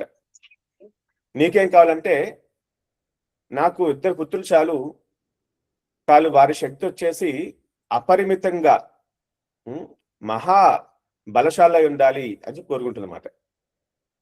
సరే అని చెప్పేసి ఆమె కూడా 2 పిల్లలు ప్రసాదిస్తారన్నమాట. మొదటి పిల్లవాడు అరుణ అన్నమాట. ఆయన వచ్చేసి సూర్యదేవుని యొక్క వాహనం. ఆయన పూర్తిగా ఆ గుడ్డు, ఆయన పక్షి కదా, పక్షి గుడ్డులో ఉంటాయి కదా, చాలా సంవత్సరాల పాటు ఆ గుడ్లు అలాగే ఉంటాయి అన్నమాట. ఆమెకి డౌట్ వచ్చి అసలు వీళ్ళు కొడుకు పుడతా లేదా అని చెప్పేసి ఒక గుడ్డుని ఆమె పగలగొడుతుంది అన్నమాట. ఆమె పగలగొడితే దానిలోంచి అరుణుడు బయటకు వస్తాడన్నమాట. ఆయన వచ్చిన తర్వాత నేను ఇంకా పూర్తిగా అవ్వకుండానే నన్ను బయట తీసావు కాబట్టి నీకు శపిస్తానని చెప్పి శపిస్తాడన్నమాట. ఆయన నువ్వు దాసిగా ఉంటావు అని చెప్పేసేసి ఆమె దాంతో ఆయన వెళ్ళిపోయిన తర్వాత సూర్యునికి వాహనంగా ఆయన ఉంటాడన్నమాట. ఆయన ఆ తర్వాత ఈ యొక్క గరుక్మంతుని తల్లి వచ్చేసి ఒక విషయంలో తన అక్కతో ఓడిపోయి తన అక్కకి దాస్యం చేస్తా అని చెప్పేసి ఆమె ఒప్పుకుంటుంది అన్నమాట. ఆ తర్వాత కొంతకాలానికి గరుక్మంతుడు పోతాడన్నమాట. ఆయన చిన్నవాడు కానీ చాలా శక్తివంతుడు అన్నమాట ఆయన. సో తల్లి యొక్క దాస్యం, ఈ యొక్క బానిసగా చూసి ఆయన చాలా బాధపడి అలాగే విముక్తి కనిపించాలని చెప్పేసి ఏం కావాలో చేస్తాను, నా తల్లి విముక్తి చేయమంటేని ఆ పెద్దం ఏం చెప్తానంటే, నువ్వు స్వర్గానికి వెళ్ళి, నువ్వు చాలా శక్తివంతుడి, నువ్వు స్వర్గానికి వెళ్ళి ఆ అమృతాన్ని తీసుకురా, నా కొడుకు తాగుతారు, నువ్వు తీసుకురా, తీసుకొస్తే కనుక నీ తల్లి నేను విముక్తినిస్తా అని చెప్తుంది అన్నమాట ఆమె. సరే అని చెప్పేసి ఆయన మంచిగా ఆహారాన్ని తీసుకుని ఆయన వెళ్తాడనమాట స్వర్గానికి. ఆయన ఒక్కడే వెళ్తాడనమాట, సింగిల్ మ్యాన్ ఆర్మీ. ఆ స్వర్గంలో చాలా శక్తివంతులు ఉన్నారన్నమాట. ఇంద్రుడు, రకరకాల మంది ఉన్నారు మొత్తం అంతా అన్నమాట. ఆ యొక్క అమృతం కూడా చాలా కట్టుదిట్టంగా సంరక్షణలో ఉంటుందన్నమాట. అది అంత ఈజీగా ఎవరు దాన్ని లాక్కోలేరు అన్నమాట. ఆ రకంగా ఆయన అందరినీ ఓడించి ఆ రక్షణ వలయాన్ని భేదించి లోపలికి వెళ్ళి ఆ యొక్క అమృత కలశాన్ని తీసుకుని ఆయన వెళ్ళిపోతూ ఉంటాడు అనమాట. వెళ్ళిపోతుంటే సరే మళ్ళీ ఇంద్రుడు వస్తాడనమాట, రిక్వెస్ట్ చేస్తారన్నమాట, నాయన గరుత్మంతుడు నువ్వు చాలా శక్తివంతుడివి, ఇందులో డౌటే లేదు, కానీ ఈ రకంగా నువ్వు తీసుకెళ్ళి అందరికి ఇస్తే గనక దానివల్ల అనర్థం వస్తుంది, దుష్టశక్తులు బాగా పెరిగిపోతాయి, కాబట్టి ధర్మ సంస్థాపన కోసము, సకల జీవుల శ్రేయస్సు కోసము నువ్వు ఆలోచించు అని చెప్తారన్నమాట. దాంతో గరుత్మంతుడు ఏం చెప్తారంటే, నా పెద్దమ్మ నేను తీసుకురామని చెప్పింది అంతవరకునే, కాబట్టి నేను తీసుకెళ్తాను, నేను అక్కడ పెడతాను, ఆ తర్వాత నువ్వు మళ్ళీ తీసుకెళ్ళిపో అని చెప్తారన్నమాట. సరే అని చెప్తారన్నమాట ఆయన. ఆ రకం గరుత్మంతుడు వెళ్తారు, మళ్ళీ భూలోకానికి వెళ్తారన్నమాట. ఆయన వెళ్ళిన తర్వాత ఆ యొక్క కలశాన్ని వచ్చేసి దర్భలో పెడతారన్నమాట ఆయన, దర్భగడ్డిలో పెడతారన్నమాట ఆయన. వెంటనే ఆ యొక్క పెద్దమ్మ యొక్క కొడుకులు మొత్తం వస్తారన్నమాట. ఇప్పుడే కాదు, మీరు స్నానం చేసి రావాలి, శుద్ధంగా ఉండి స్వీకరించాలని చెప్తారన్నమాట ఆయన. సరే అని చెప్పి అంత స్నానానికి వెళ్తారన్నమాట. ఈ లోపు ఇంద్రుడు దాన్ని తీసుకుని వెళ్ళిపోతారన్నమాట ఆయన. అది తిరిగి వచ్చేసరికి అక్కడ కలశం లేదు, అమృత కలశం లేదు. కనీసం అమృతం యొక్క చుక్కలు ఉంటాయని చెప్పేసి వాళ్ళు వెళ్ళి నాగుతారన్నమాట. నాగితే వాళ్ళ నాలుగు కట్ అయిపోతాయంట. అందుకే పాములకి 2 నాలుగులు ఉంటాయన్నమాట ఇప్పుడు కూడా అన్నమాట. సో కానీ చేసేది ఏం లేదు, పెద్దమ్మ ఒప్పుకోవాలి, తీసుకొచ్చాడు, అదే చెప్పింది ఆమె, కాబట్టి దాస్యాన్ని విముక్తం తెలుస్తుంది అన్నమాట. ఆ రకంగా తల్లితో దాస్యాన్ని ఆయన తొలగిస్తాడన్నమాట సంపూర్ణంగాని. ఆ తర్వాత ఈ యొక్క గరుత్మంతుడు వచ్చేసి ఆయన విష్ణు యొక్క వాహనం అవుతాడనమాట. అది ఎంత భాగ్యం చూడండి ఆయనకి. విష్ణు ఎప్పుడు కూడా మోసే భాగ్యం అన్నమాట ఆయనకి. చాలా యుద్ధాల్లో కూడా గరుత్మంతుడు పాల్గొంటాడు, ఆయన దానికి ఎవరు తట్టుకోలేరు అన్నమాట. రామాయణంలో కూడా ఈ యొక్క ఇంద్రజిత్ యొక్క నాగాస్త్రాలకి రాముడు లక్ష్మణుడు ఇద్దరు బందీ అయిపోతారు అన్నమాట. ఇంకా ఆల్మోస్ట్ చనిపోయే సమయం వస్తుందన్నమాట అండి. ఇంకా వాళ్ళని ఎవరు రక్షించలేరు అన్నమాట. అక్కడ సుగ్రీవుడు ఉన్నాడు, విభీషణుడు ఉన్నాడు, హనుమంతుడు ఉన్నాడు, జాంబవంతుడు ఉన్నాడు, ఎవ్వరు ఏం చేయలేకపోతారన్నమాట. స్వర్గంలో దేవతలు ఉన్నారు, ఋషులు ఉన్నారు, కానీ ఆ నాగాస్త్రాల నుంచి రక్షించే శక్తి వాళ్ళకి లేదన్నమాట. ఇంకా చివరి సమయం వచ్చేసింది, ఇంకా మనకి రాముడు లేడు, లక్ష్మణుడు లేడు అని చెప్పేసి చాలా మంది భయపడి పారిపోతూ ఉంటారు అన్నమాట. వానరులు మాత్రమే, వారికో సిద్ధం కదా, రాజులు లాంటి వాళ్ళు, వారు లేకపోతే ఇంక యుద్ధం ఏంటి అని చెప్పేసి భయపడి పారిపోతూ ఉంటారు అన్నమాట వాళ్ళు. ఆ సమయంలో ఇంకెవ్వరు ఏం చేయని సమయంలో గరుత్మంతుడు వస్తారన్నమాట. ఆయన వచ్చి రాగానే ఆయన చూసి పాములు భయపడి పారిపోతాయి అన్నమాట. ఆయనకి అంత శక్తి మాటింది. ఓకే, ఆ రకంగా గరుత్మంతుడు వచ్చి వారిని ఒక్కసారి టచ్ చేస్తారన్నమాట. టచ్ చేసేసరికి వాళ్ళకి మళ్ళీ పూర్వమైన సంపూర్ణ శక్తి శరీరం వస్తుందన్నమాట. వాళ్ళకి పూర్తిగా ఆరోగ్యం వచ్చి చాలా శక్తిగా వాళ్ళు ఉంటారన్నమాట వాళ్ళు. అప్పుడు రాముడు కూడా మంచిగా నాటకం బాగా ఆడతారన్నమాట ఆయన. ఆయన ఏమంటాడంటే, నాయన ఎవరు మీరు, మాకు ఎంతో మేలు చేశారు, ఎవరు మీరు అంటే గరుత్మంతుడు ఏం చెప్తాడంటే, ప్రస్తుతానికి అడగ రామ, నేను నీకు మంచి మిత్రుణ్ణి, సమయోచనవన్నీ అర్థమవుతాయని చెప్పేసి ఆయన వెళ్ళిపోతాడు అన్నమాట ఆయన. సో ఆ రకంగా గరుత్మంతుడి శక్తి అంత శక్తి మాట ఆయనకి. సో ఈ యొక్క పక్షులు కూడా ప్లాంట్ ఉందంట సెపరేట్ గా మాత్రండి. ఎలాగైతే నాగపాములకి నాగలోకం ఉన్నదో అలాగే ఈ పక్షులకు కూడా ఒక లోకం ఉంటుంది అన్నమాట. గరుత్మంతుడు లాంటి పక్షులకి మాత్రండి చాలా శక్తివంతమైన ఆయన పక్షి రాజా అన్నమాట యాక్చువల్గా. ఆయన ఇంద్రుడి కన్నా శక్తి ఎక్కువ ఆయనకి. సో అటువంటి మహాభక్తుడు మాట ఆయన. ఆయన రెక్కలు ఊపితే వేదాల యొక్క మంత్రోచ్చారణ వస్తుందంట ఆ రెక్కల్లోంచి మాట అండి. అంత మంగళకరమైన రూపం ఈ యొక్క గరుత్మంతుడి రూపం మాట అండి. ప్రతి గుడిలో కూడా చూస్తూ ఉంటాం అన్నమాట. ఆయన భగవంతుని ముందు రాముడైనా కృష్ణుడైనా కానీ నరసింహస్వామి అయినా కానీ గరుత్మంతుని యొక్క రూపము ఆయన ముందు ఉంటుంది అన్నమాట, భగవంతుని ముందు మాట. ఆయనకి నమస్కరిస్తూ ఆయన సేవకుడు అని చెప్పేసి మాట. ఆ రకంగా మనం కూడా మనం ఆయనకి ప్రార్థన చేయాలి ఈరోజు, ఆయన యొక్క ఆరుబ దినోత్సవం మాట. అటువంటి శక్తి మనకు కూడా ఇవ్వమని చెప్పేసి, భగవంతు సేవ చేసే శక్తి మనకు కూడా ఇవ్వమని చెప్పేసి మనం ప్రార్థన చేద్దాము. ఆయన స్ఫూర్తిగా తీసుకుని మనం భగవంతునికి సేవ బాగా చేద్దాం ఇంకా. సో అందరూ సేవ చేయడం రెడీయా?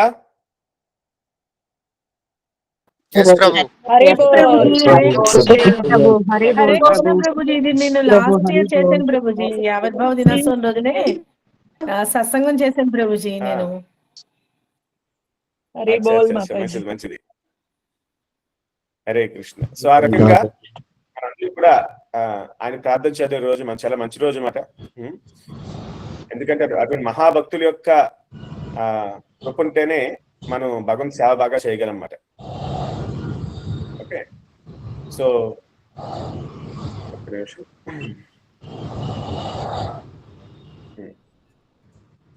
ఇంకా ఎనీ డౌట్స్, ఎనీ క్లారిఫికేషన్స్?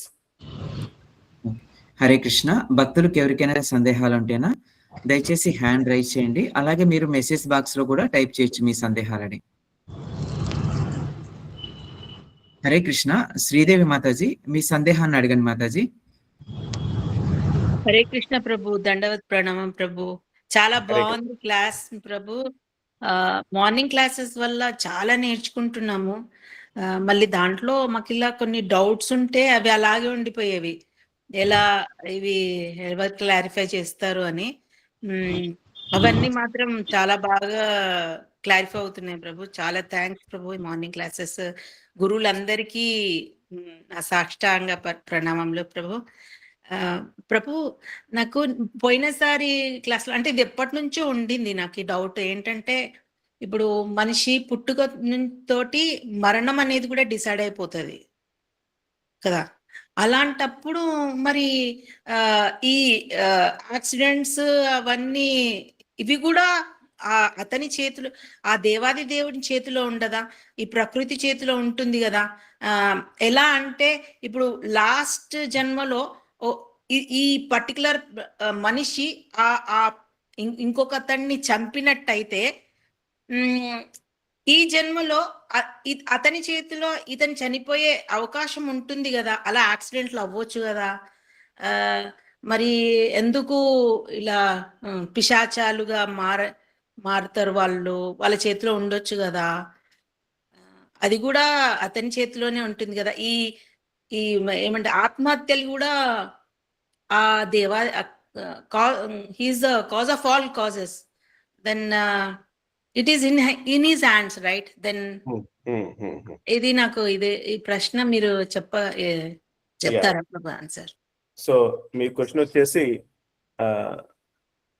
మనకి మరణం అనేది ముందే నిర్ణయించి ఉంటుంది కదా, ఓకే అని చెప్పి అంటున్నారు అన్నమాట. సో ద థింగ్ ఈజ్, మనకి మరణం అనేది ముందే నిర్ణయించి ఉంటుంది. ఫర్ సపోజ్ మన ఆయుష్ ప్రకారం మనం 70 సంవత్సరాలు జీవించాలని చెప్పి ఉందనుకోండి. ఆ 70 సంవత్సరాల తర్వాత చనిపోయే టైం వస్తుంది మనకి. కానీ అన్ని మరణాలు కూడా యాజ్ పర్ మన లైఫ్ స్పాన్, మన మరణ కాలం బట్టి,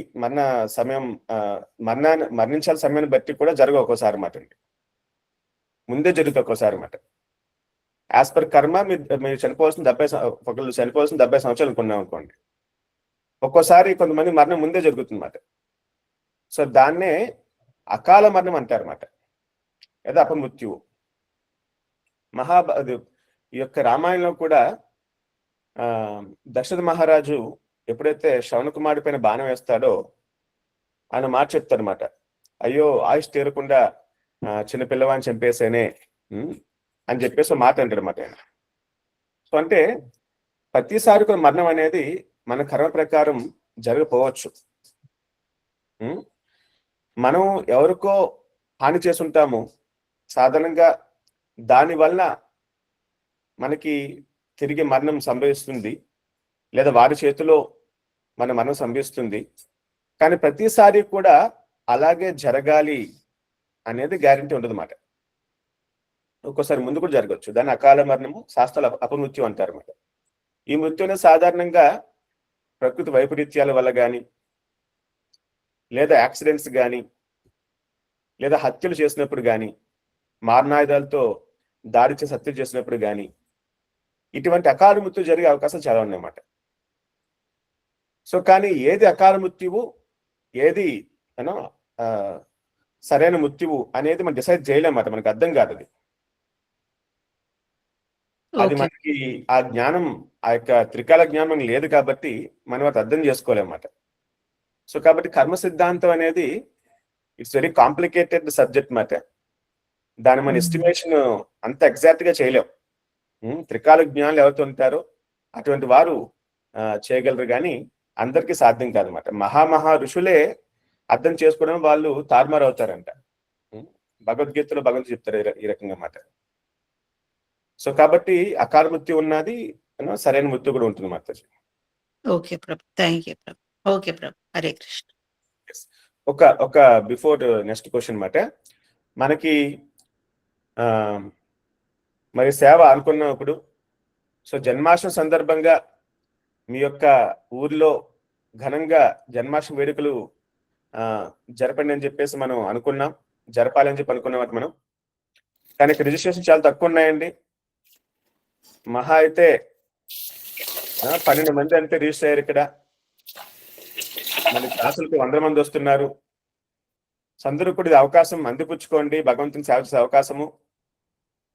గరుకుమంతునికి ప్రార్థించండి, ఆయన శక్తి మనకి లభిస్తుంది ఖచ్చితంగాని. మన సేవ బాగా చేయొచ్చు. మీరు కేవలం సంకల్పం తీసుకోండి, మంచిగా సేవ చేయాలి భగవంతునికి అని చెప్పి జన్మాష్టమి రోజు సందర్భంగా మాట. మంచి కొంతమంది భక్తులు బాగా పేర్లు ఇచ్చారు.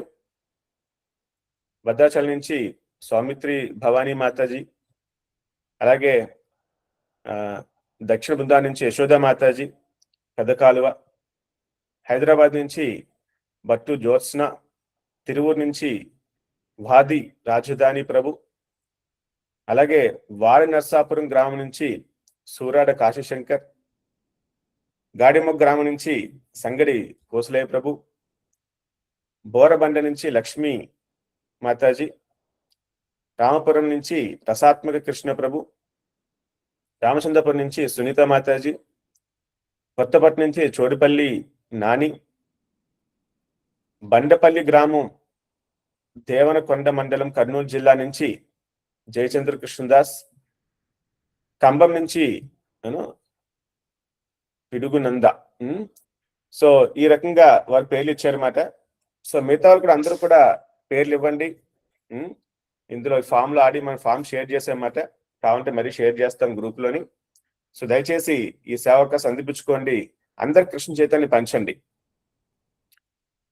ఓకే, సో క్వశ్చన్స్ పోస్ట్ చేశారు ఇక్కడ. I want to read once.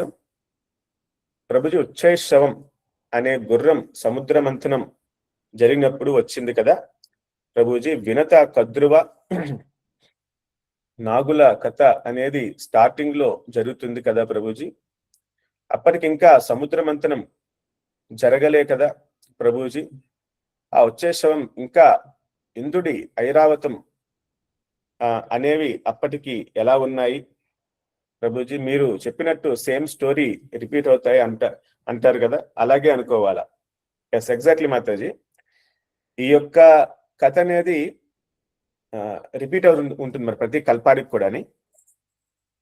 So కాబట్టి వచ్చే శ్వాసం వస్తుంది మరి, గుర్రం వస్తుంది మాటండి. ఆ గుర్రం వచ్చినప్పుడు ఆ గుర్రం తోకని తెల్లగొందని చెప్పేసి గొరుకు ముందు తల్లి చెప్తే నల్లగొందని చెప్పేసి ఆమె అక్క చెప్తుందన్నమాట. ఓకే, సో అక్కడ ఈ యొక్క పాములు వెళ్ళి ఆ గుర్రం తోకని వాళ్ళు పట్టుకుని నల్లగా ఉండే విధంగా చూపిస్తారన్నమాట. దాంతో ఓడిపోతుంది. కాబట్టి సముద్ర మంథనం లేని ముందే జరిగింది. సో అందుకే అమృతం మొత్తం ఉన్నది, ఈ రకంగా జరిగింది మాట అండి. సో కాబట్టి చెప్పాలంటే మీరు కన్ఫ్యూజ్ అవ్వద్దు మాట, లీల జరుగుతూ ఉంటాయి. కాబట్టి ఆ రకంగా ముందే జరిగింది ఈ లీలంతా కూడా మాట. For taking first initiation, is it mandatory to wear tilak, wear spiritual dress and chant 16 rounds every day? If Lord Krishna has no birth and death, then why do we celebrate Janmashtami? Okay, so first question మాట, మనం దీక్ష తీసుకోవాలంటే ఖచ్చితంగా మన 16 మాలలు ప్రతిరోజు చేయాలి. 4 నియమాలు వచ్చేసి మనం పాటించాలి ప్రతిరోజు కూడా. అలాగే భగవంతు సేవ చేయాలన్నమాట, గురువుగారి సేవ చేయాలి. ఈ 3 ముఖ్యమైన మాట దీక్ష తీసుకోవాలంటే. గురువుగారికి సేవ, 4 నియమాలు పాటించడము, అధర్మాలు చేయడం మాట. ఓకే, దాంతోపాటు కొన్ని పుస్తకాలు అన్ని చదువుదనమాట. ఒక ఎగ్జామ్ ఉంటుంది, దాన్ని రాసి వారు రాస్తూ ఉంటారు అనమాట. ఈ తిలక్ పెట్టుకోవడం, ఈ యొక్క ధోతి కట్టుకోవడం అనేది మీరు టెంపుల్కి వచ్చినప్పుడు ధరిస్తే గనక మంచిది. మీరు తిలక్ పెట్టుకోవడం అనేది ప్రతిరోజు పెట్టుకోవచ్చు. చాలా మంది భక్తులు ఆ రకంగా పెట్టుకుని ఉంటూ ఉంటారన్నమాట. But not mandatory. తిలక్ పెట్టుకోవడం, ధోతి అనేది టెంపుల్కి వచ్చినప్పుడు కనీసం అది ధరిస్తే గనక మనకి మంచిది మాట. And then if Lord Krishna has no birth and death, so why do celebrate Krishna Janmashtami? So భగవంతుడికి అజహ ఆయనకు పేరు, ఆయన ఒక గుణం మాట అజహ. అజహ అంటే అన్బార్న్, ఆయన పుట్టికే లేదు మాట. కానీ ఇవన్నీ ఎందుకు చేస్తుందంటే ఆయన మనల్ని అందరినీ కూడా ఆయన యొక్క సేవలో నిమగ్నం చేయడానికి.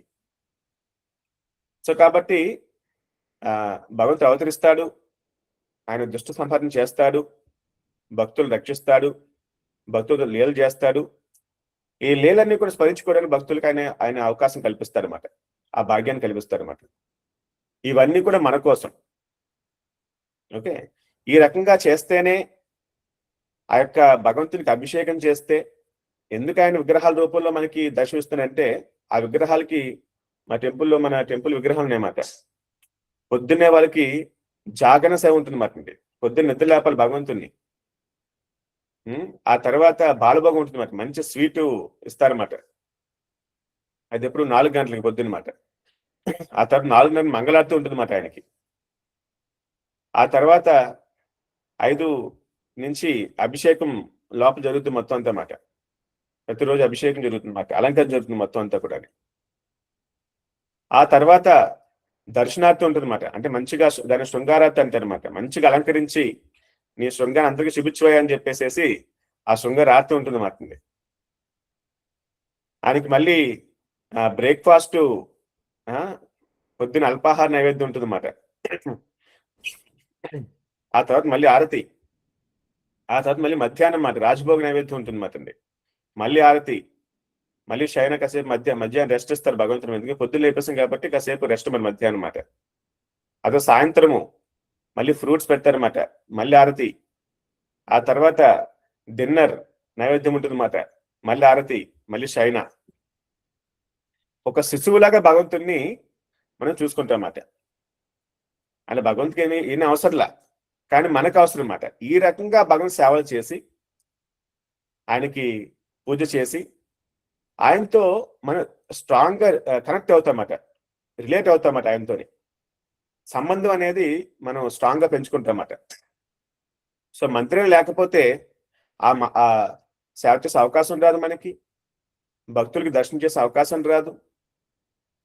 సో కాబట్టి ఆ రకంగా ఇవన్నీ కూడా మనకు అవసరం అన్నమాట. పండుగలు చేస్తూ ఉంటాం అన్నమాట, ఈ రకంగా సేవలు చేస్తూ ఉంటాం. ఇవన్నీ మనల్ని మనం పునీతులు చేసుకోవడం కోసం భగవంతుడు ఆ రకంగా మనకి అవకాశాన్ని ఆయనే కల్పించారన్నమాట. సో ఆయనే ఇచ్చిన అవకాశాన్ని మనం అందిపుచ్చుకుని చేస్తే మనం భాగ్యంతో అవుతాం అన్నమాట. ఆయన అంత ఇచ్చినా సరే నాకు అవసరం లేదు, టెంపుల్ అవసరం లేదు, విగ్రహం అవసరం లేదు, పండుగలు అవసరం లేదు అనుకుంటే మనం ఆ యొక్క అదృష్టాన్ని కోల్పోతున్నమాట, ఆ భాగ్యాన్ని కోల్పోతున్నమాట.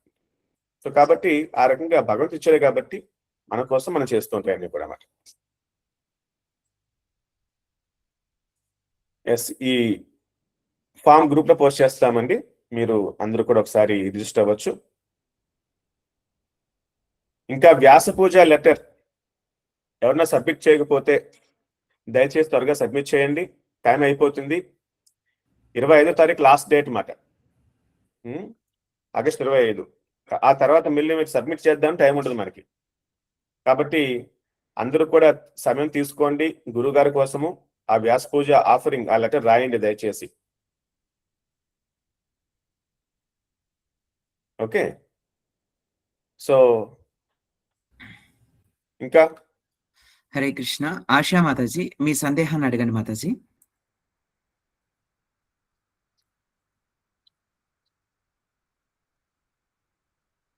హరే కృష్ణ ప్రభు. మనం జనరల్ గా పావుని కూడా పూజిస్తారు కదా Prabhu, as one of the demigod. కానీ ఈ గరుత్ మంజర్ స్టోరీలో ఏమో కొంచెం నెగిటివ్ గా ఉంటది. ఆ తర్వాత మళ్ళీ పరీక్ష మహారాజ్ మరణం తర్వాత కూడా వాళ్ళ సన్న యజ్ఞం చేసి ఆ పాములన్నిటిని చంపటం అట్లా ఉంటది కదా ప్రభు, వాసుకి ఇట్లా. అది ఎలా తీసుకోవాలి ప్రభు? పాముని నెగిటివ్ గా తీసుకోవాలా, అది వర్షిప్పబుల్ అన్నట్టు తీసుకోవాలా ప్రభు? లేదు మాతాజీ, పాములు నాగదేవత యజ్ఞం చేస్తుంటారు కదా, వాళ్ళందరూ కూడా దేవతల మాట. ఈరోజు నాగ పంచమి కూడా ఎవరో కృష్ణుడు పోస్ట్ చేసిన మాట. ఈరోజు గరుడ పంచమి, నాగ పంచమి కూడా మాట, రెండు ఒరే వస్తాయి అన్నమాట. సో మనకి ఆ యొక్క ఒక నిమిషం.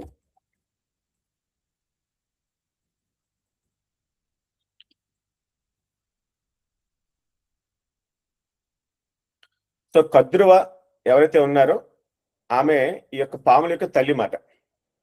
కద్రువ వినత వచ్చేసి ఈ యొక్క గరుత్మంతుని యొక్క తల్లి మాట. కద్రువ వచ్చేసి నాగుల యొక్క తల్లి మాట. ఆమె యొక్క మొదటి కొడుకు వచ్చేసి అనంతశేషుడు మాట.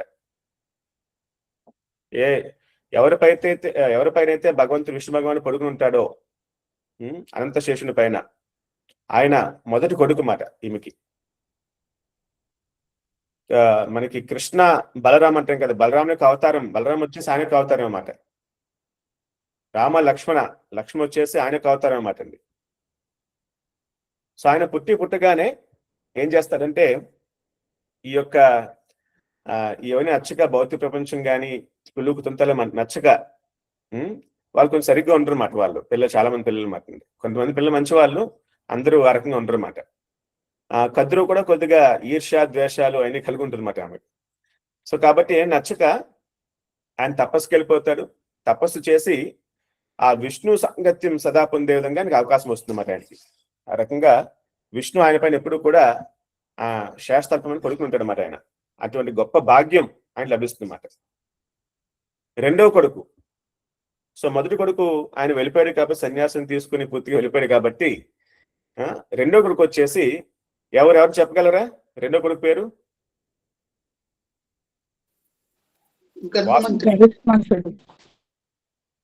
వాసుకి. కద్రువు యొక్క రెండో కొడుకు వాసుకి మాట. ఈ వాసుకి ఎవరు? ఈయన కూడా మహాభక్తుడే. శివుడు ధరిస్తారు కదా ఆ యొక్క నాగపాముని, ఆ వాసుకి మాట. ఆ వాసుకినే ఈ యొక్క మత్స్యావతారం వచ్చినప్పుడు ఆ యొక్క పడవని లాక్కెళ్ళడానికి తాడులాగా ఆయన సహకరిస్తారన్నమాట అండి. ఆ యొక్క మత్స్యావతారానికి ఆ యొక్క పడవకి తాడులాగా సహకరిస్తారన్నమాట ఆయన. ఆ రకంగా వాసుకితో ఆయన ధర్మ సంస్థాపన చేస్తారు మత్స్యావతారం అన్నమాట. అదే రకంగా దేవతలు ఈ యొక్క అమృతం కోసం మందర పర్వతాన్ని చిలికినప్పుడు దానికి తాడులాగా, ఆ మందర పర్వతం కావాలనుకుంటే దాని తాడులాగా ఆయనే ఉంటాడు అన్నమాట. పాపం ఇటువైపు దేవతలు అటువైపు రాక్షసులు లాగేసరికి చాలా కష్టమైపోతుంది అన్నమాట అండి. చాలా పెద్ద కొండ, వీళ్ళు చాలా బలవంతులు, చాలాసేపు చాలా కాలం పాటు జరుగుతుందన్నమాట ఆ యొక్క సముద్ర మంతనం. అయినా సరే ఓపిక పట్టుకుని ధన సంస్థాపన కోసం ఆయన ఉంటాడన్నమాట ఆయన. సో కాబట్టి నాగుపాముల్లో అందరూ చెడ్డవారు కాదండి, చాలా మంచి మహాభక్తులు ఉన్నారు. ఎలాగైతే మనుషుల్లో భక్తులు ఉన్నారు, దుష్టులు ఉన్నారు, అదే రకంగా నాగుపాముల్లో కూడా ఉంటారన్నమాట. సో కాళియా, కృష్ణుడు కాళియా మర్దనం చేస్తారు కదా, కాళియా కూడా కొంచెం ఎనివియస్ స్నేక్ మాట. సో ఆ రకంగా నాగదేవతల్ని పూజించడము, కొంతమంది దేవతలు పూజిస్తూ ఉంటారు మాట అండి. అలా నాగుల్లో మంచివారు ఉన్నారు, మంచి మహాభక్తులు ఉన్నారు ఆ రకంగాని. అలాగే కొంతమంది ఎన్వియస్ స్నేక్స్ కూడా చాలా మంది ఉంటారు అన్నమాట. ఓకే, ఎవరైతే గరుకుమంది చంపుతూ ఉంటాడో వారందరూ కూడా డిఫరెంట్ కేటగిరీ అన్నమాట అండి. ఎవరైతే భక్తులు కాదో వారు మాట. Thanks for clarification bro. Thank you so much.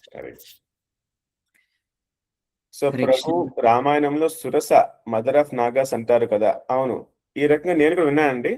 హనుమంతుడు సముద్రం దాటేప్పుడు మొట్టమొదటి అర్థంకి వచ్చే సురస మాట. హనుమంతుడు ఆమెని ఏమి చేయకుండా తెలివిగా ఆమె నోట్లోకి వెళ్ళి చూడని బయటకు వచ్చేస్తాడు అన్నమాట ఆయన. సో ఆమె సురస అని చెప్పేసి అంటారు, ఇది నేను విన్నాను. చాలా మంది అంటారు రకంగా మాట. హరే కృష్ణ ప్రభు, ప్రణామాలు ప్రభు. హరే కృష్ణ ప్రభు. 4 నియమాలు అన్నారు కదా, 16 మాలలు 4 నియమాలు అని చెప్పినారు కదా. 4 నియమాలు ఏంటి ప్రభు అవి? అది వచ్చేసి నో మీట్ ఈటింగ్ అంటే మాంసం తినకుండా ఉండడము, నో ఇంటాక్సికేషన్ అంటే సిగరెట్లు కానీ వైన్ కానీ డ్రగ్స్ కానీ ఇటువంటి తీసుకోకపోవడం అన్నమాట. నో గ్యాంబ్లింగ్ అంటే జోదము బెట్టింగ్ అలాంటి వాటి జోలికి వెళ్ళకుండా, ఉమ్, అలాగే అక్రమ సంబంధాలు ఉండకూడదు అనమాట. ఈ రకం 4 నియమాలు, 16 మాలలు గురుగారి సేవ కనీసం 1 సంవత్సరం పాటు చేస్తే గనక వారికి దాన్ని బట్టి దీక్షిస్తారు అన్నమాట వారికి ఎవరికైనా. సరే ప్రభు. హరే కృష్ణ. ప్రణామాలు ప్రభు. సందేహం తీరింది ప్రభు. హరే కృష్ణ. తిరువెల్ల పెద్ద నరసింహుడు ప్రభు. హరే కృష్ణ ప్రభు. ఇంకొక 2 సందేహాలు తీసుకోవచ్చా ప్రభు? ఎస్. హరే కృష్ణ. మంజుల మాతాజీ, మీ సందేహాన్ని అడగండి మాతాజీ.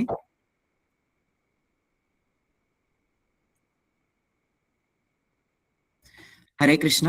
రోజా బెహ్రా మాతాజీ, మీ సందేహాన్ని అడగండి మాతాజీ. హరే కృష్ణ ప్రభు. దండత్ ప్రణామ్.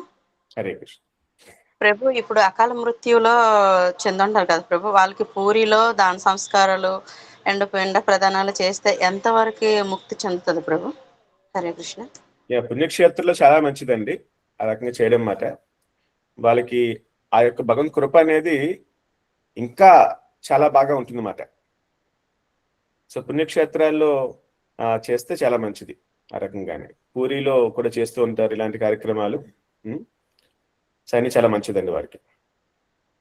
హరే కృష్ణ ప్రభు. అయితే ఇప్పుడు పూరిలో ఈ రోజు చేసాం అనుకోండి, 10 days తర్వాత ద్వారకా ఇలా వేరే వేరే ప్రదేశాల్లో చేయొచ్చా ప్రభు? మనం ఆ పిండ ప్రదానం అనేది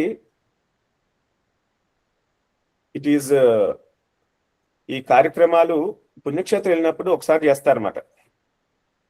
సాధారణంగా ముఖ్యంగా వచ్చేసి అవన్నీ కూడా గయా, ఇంకోటి వచ్చేసి బ్రహ్మకపాలం, బద్రీనాథులు బాగా చేస్తూ ఉంటారు అన్నమాట అవన్నీ కూడా. సో ఆ రకంగా చేయొచ్చు. మీరు మళ్ళీ చేయాలనుకుంటే గనక అది మాసికాలు చేయొచ్చు అన్నమాట. మాసికం నెలకోసారి చేసేది ఉంటుంది అన్నమాట అండి. ఆ రకంగా అయితే మీరు వేరే చోట వెళ్ళినప్పుడు చేయొచ్చు ఆ రకంగా. Thank you Prabhu. Hare Krishna. Hare Krishna. Okay. So my mic is not getting enabled. Okay. Yes. Hare Krishna Prabhu. ప్రణామాలు ప్రభు. అడగండి మీరు ఒకసారి. మంజుల మాతాజీ. మంజుల మాతాజీ, మీరు అడగండి మాతాజీ ఇప్పుడు. హరే కృష్ణ ప్రభు గారు. నేను ఒక చిన్న సందేహం, ఇది మృత్యు గురించి సార్ అడగచ్చా లేదో? ఈ నాకు తెలియదు, ఈ సత్సంగంలో అడగచ్చా అండి? ఎస్ మాతాజీ, మీరు అడగండి. If it is some question is required, I'll find out and let you know. If it is simple thing, ఎప్పుడే చెప్తాను నేను కూడా. ఓకే. నాకు ఒక ఫ్రెండ్ ఉన్నారు. తను చాలా బాగా పూజలు చేస్తది, అన్నీ చేస్తది. విపరీతంగా భక్తురాలు. అంటే ఇప్పుడు శంకు చక్ర నామాలు తీసుకున్నారు ఆవిడ, అన్నీ చేస్తారు. ఇప్పుడు ఒక రీజన్‌తో ఆవిడ హాస్పిటల్‌లో అడ్మిట్ అయ్యారు. And she is in her last stage. She is only 47. So ఇప్పుడు how can somebody interpret this? తను అంత పూజలు చేసి, అంత చేసి కూడా దేవుడు ఆమెను శిక్షించాడు అంటే దాని అర్థము ఏం తీసుకోవాలి? అంటే దేవుడికి ప్రియంగా ఉన్నారు కాబట్టి ఆవిడ వెళ్ళిపోయిందా? లేకపోతే పాస్ట్ జన్మకి ఆవిడ చేసిన పాపాలను అలా ఎలా తీసుకోవాలి దాన్ని? చాలా కష్టంగా ఉంది. ఎందుకంటే చాలా దగ్గరగా చూసాను ఆవిడని. సేమ్ ఇదే ఫీలింగ్ నాకు మా మదర్ చనిపోయినప్పుడు. కనీసం మా మదర్ అయితే 70లో చనిపోయారు. సో నాకు అది యాక్సెప్ట్ చేయగలిగాను. తిను మరీ ఇంత చిన్న అమ్మాయి, ఇంత చూస్తుంటేనే బాధగా అనిపిస్తుంది. అది ఎలా అర్థం చేసుకోవాలి? ఎలా యాక్సెప్ట్ చేయాలి ఈ పాయింట్‌ని? లాస్ట్ స్టేజ్ అంటే ఇంకా అవర్స్‌లోనే ఉంది అన్నట్టు చెప్తున్నారు. తీసుకోవడం కొంచెం కష్టంగా అనిపిస్తుంది. దాని గురించి ఐ అండర్స్టాండ్ మాతాజీ. సో మనకి అంటే ఒక్కసారి మన భక్తి సాధన చేస్తే గనక మనకి ఎటువంటి కష్టాలు రావు అని చెప్పేసి అనుకుంటే చాలా మంది మాట. కానీ అది కరెక్ట్ కాదు. సంపూర్ణ చెప్పాలంటే మనకి పాండవులు తీసుకున్నాం అనుకోండి. పాండవులు మహాభక్తులు. ఓకే. సాక్షాత్తు భగవంతుడు స్వయంగా అర్జునుకి రథాన్ని లాగాడు. వారితో ఎంతో సమయాన్ని ఆయన వెచ్చించాడు. ఆయనకి చాలా ప్రియమైన వారు మరి పాండవులంతా కూడా మరి. కానీ పాండవుల లైఫ్ చూసామనుకోండి, చిన్నప్పుడే పాండు మహారాజా చనిపోతాడు. ఆ తర్వాత వాళ్ళు రాజ్యానికి వస్తే వారు సరిగ్గా వారిని ఆహ్వానించరు. చిన్న చిన్న పిల్లల మాట వాళ్ళప్పుడు వాళ్ళు భీముడికి విషం పెడతారు. వారికి రాజ్యాన్ని ఎక్కడో దూరంగా ఒక రాజ్యాన్ని ఇస్తారన్నమాట వాళ్ళు. వారి యొక్క లక్ష గృహాన్ని ఆ లక్కింటిని తగిలిపెడతారన్నమాట వాళ్ళు. ఆ తర్వాత జోధంలో ఓడించి వారి యొక్క భార్యని చాలా ఘోరంగా అవమానిస్తారు. అండ్ దెన్ వాళ్ళు 14 సంవత్సరాల పాటు కొన్ని సంవత్సరాల పాటు వాళ్ళు అరణ్యవాసము, తర్వాత అజ్ఞాతవాసము, తర్వాత మళ్ళీ యుద్ధము, ఆ తర్వాత మహాభారత యుద్ధము, ఇవన్నీ చూస్తారన్నమాట వాళ్ళు. ఓకే, సో కానీ వారి యొక్క ముఖ్యమైన గుణం చూసారా, ఇన్ని కష్టాలు వచ్చినా సరే కుంతీదేవి మహాభారత యుద్ధం అయిపోయిన తర్వాత శ్రీకృష్ణుడు హస్తినాపురం నుంచి ద్వారం వెళ్ళిపోతుంటే ఆమె రథం దగ్గరికి వెళ్ళి కృష్ణుడికి ప్రార్థన చేస్తుంది అన్నమాట. విపదత్తంతు సత్శాశ్వత్ తత్త జగద్గురో, నాయనా కృష్ణ, నాకు ఈ కష్టాలు మళ్ళీ ఇవి నాకు, ఎందుకంటే మా కష్టాలు తీరిపోయినాయి కాబట్టి నువ్వు వెళ్ళిపోతున్నావు. ఇప్పుడు కష్టాలు ఉంటే ఇప్పుడు నువ్వు నా దగ్గరే ఉన్నావు, నువ్వు మా దగ్గర ఉంటే మాకు ఆనందం, అది చాలు. ఎవరన్నా భగవంతు దగ్గరికి వెళ్ళి నాకు కష్టాలు ఇవ్వి అని కోరిన ధైర్యం ఎవరికి ఉన్నదా? సో భక్తులకి ఎన్ని కష్టాలు వచ్చినా సరే వాళ్ళు ఎప్పుడూ కూడా భగవంతుణ్ణి విడవకుండగా అకుంఠిత దీక్షతో వారి యొక్క భక్తి సాధన చేస్తూ ఉంటారు అన్నమాట. ఆ రకంగా భక్తులు ఉండాలి అని చెప్పేసి భగవంతుడు ఇక్కడ మనకి ఒక సందేశాన్ని ఇస్తున్నారు అనమాట, పాండవుల ద్వారా అన్నమాట. పాండవులు best inspiration how a devotee should be. So devotees life లో కూడా కష్టాలు వస్తూ ఉంటాయి. సాధారణ జనాలు ఏమనుకుంటారంటే, నేను పూజలు చేశాను, గుడికి వెళ్తున్నాను, నాకు కష్టాలు వస్తున్నాయి, ఇదేంటి భగవంతుడు ఉన్నారా లేడా అని చెప్పి డౌట్ వస్తాయి మనకు వస్తుంది అనమాట. కానీ భక్తులు అనే వాళ్ళు పాండవులాగా ఉండాలన్నమాట, అంత నిష్ఠతో ఉండాలన్నమాట. మరి భక్తుల లైఫ్ లో కష్టం ఎందుకు వస్తాయి అంటే దానికి ఒక రీజన్ ఉందన్నమాట. మనకి యాక్చువల్గా మన కర్మ అకౌంట్ చూసుకున్నాం అనుకో, అది చాలా పెద్దది మాట. అంటే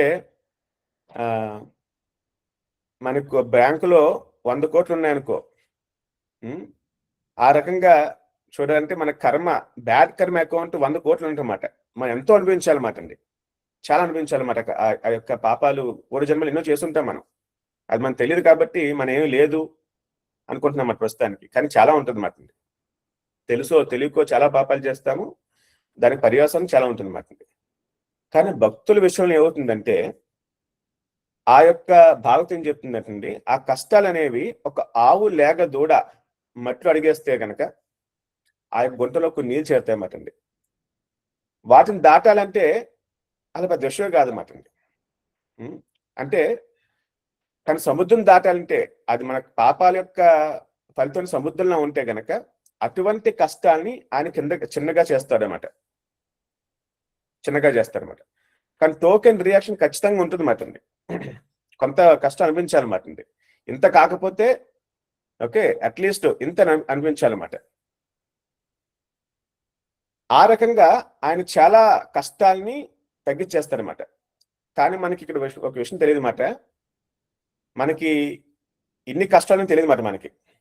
మనం ఈ కష్టాలను చూసుకుని ఒక్కోసారి మనం భగవంతుడిని పూజిస్తున్న సరే చాలా కష్టాలు వస్తున్నాయి అని చెప్పి అనుకుంటాం మరి మనం.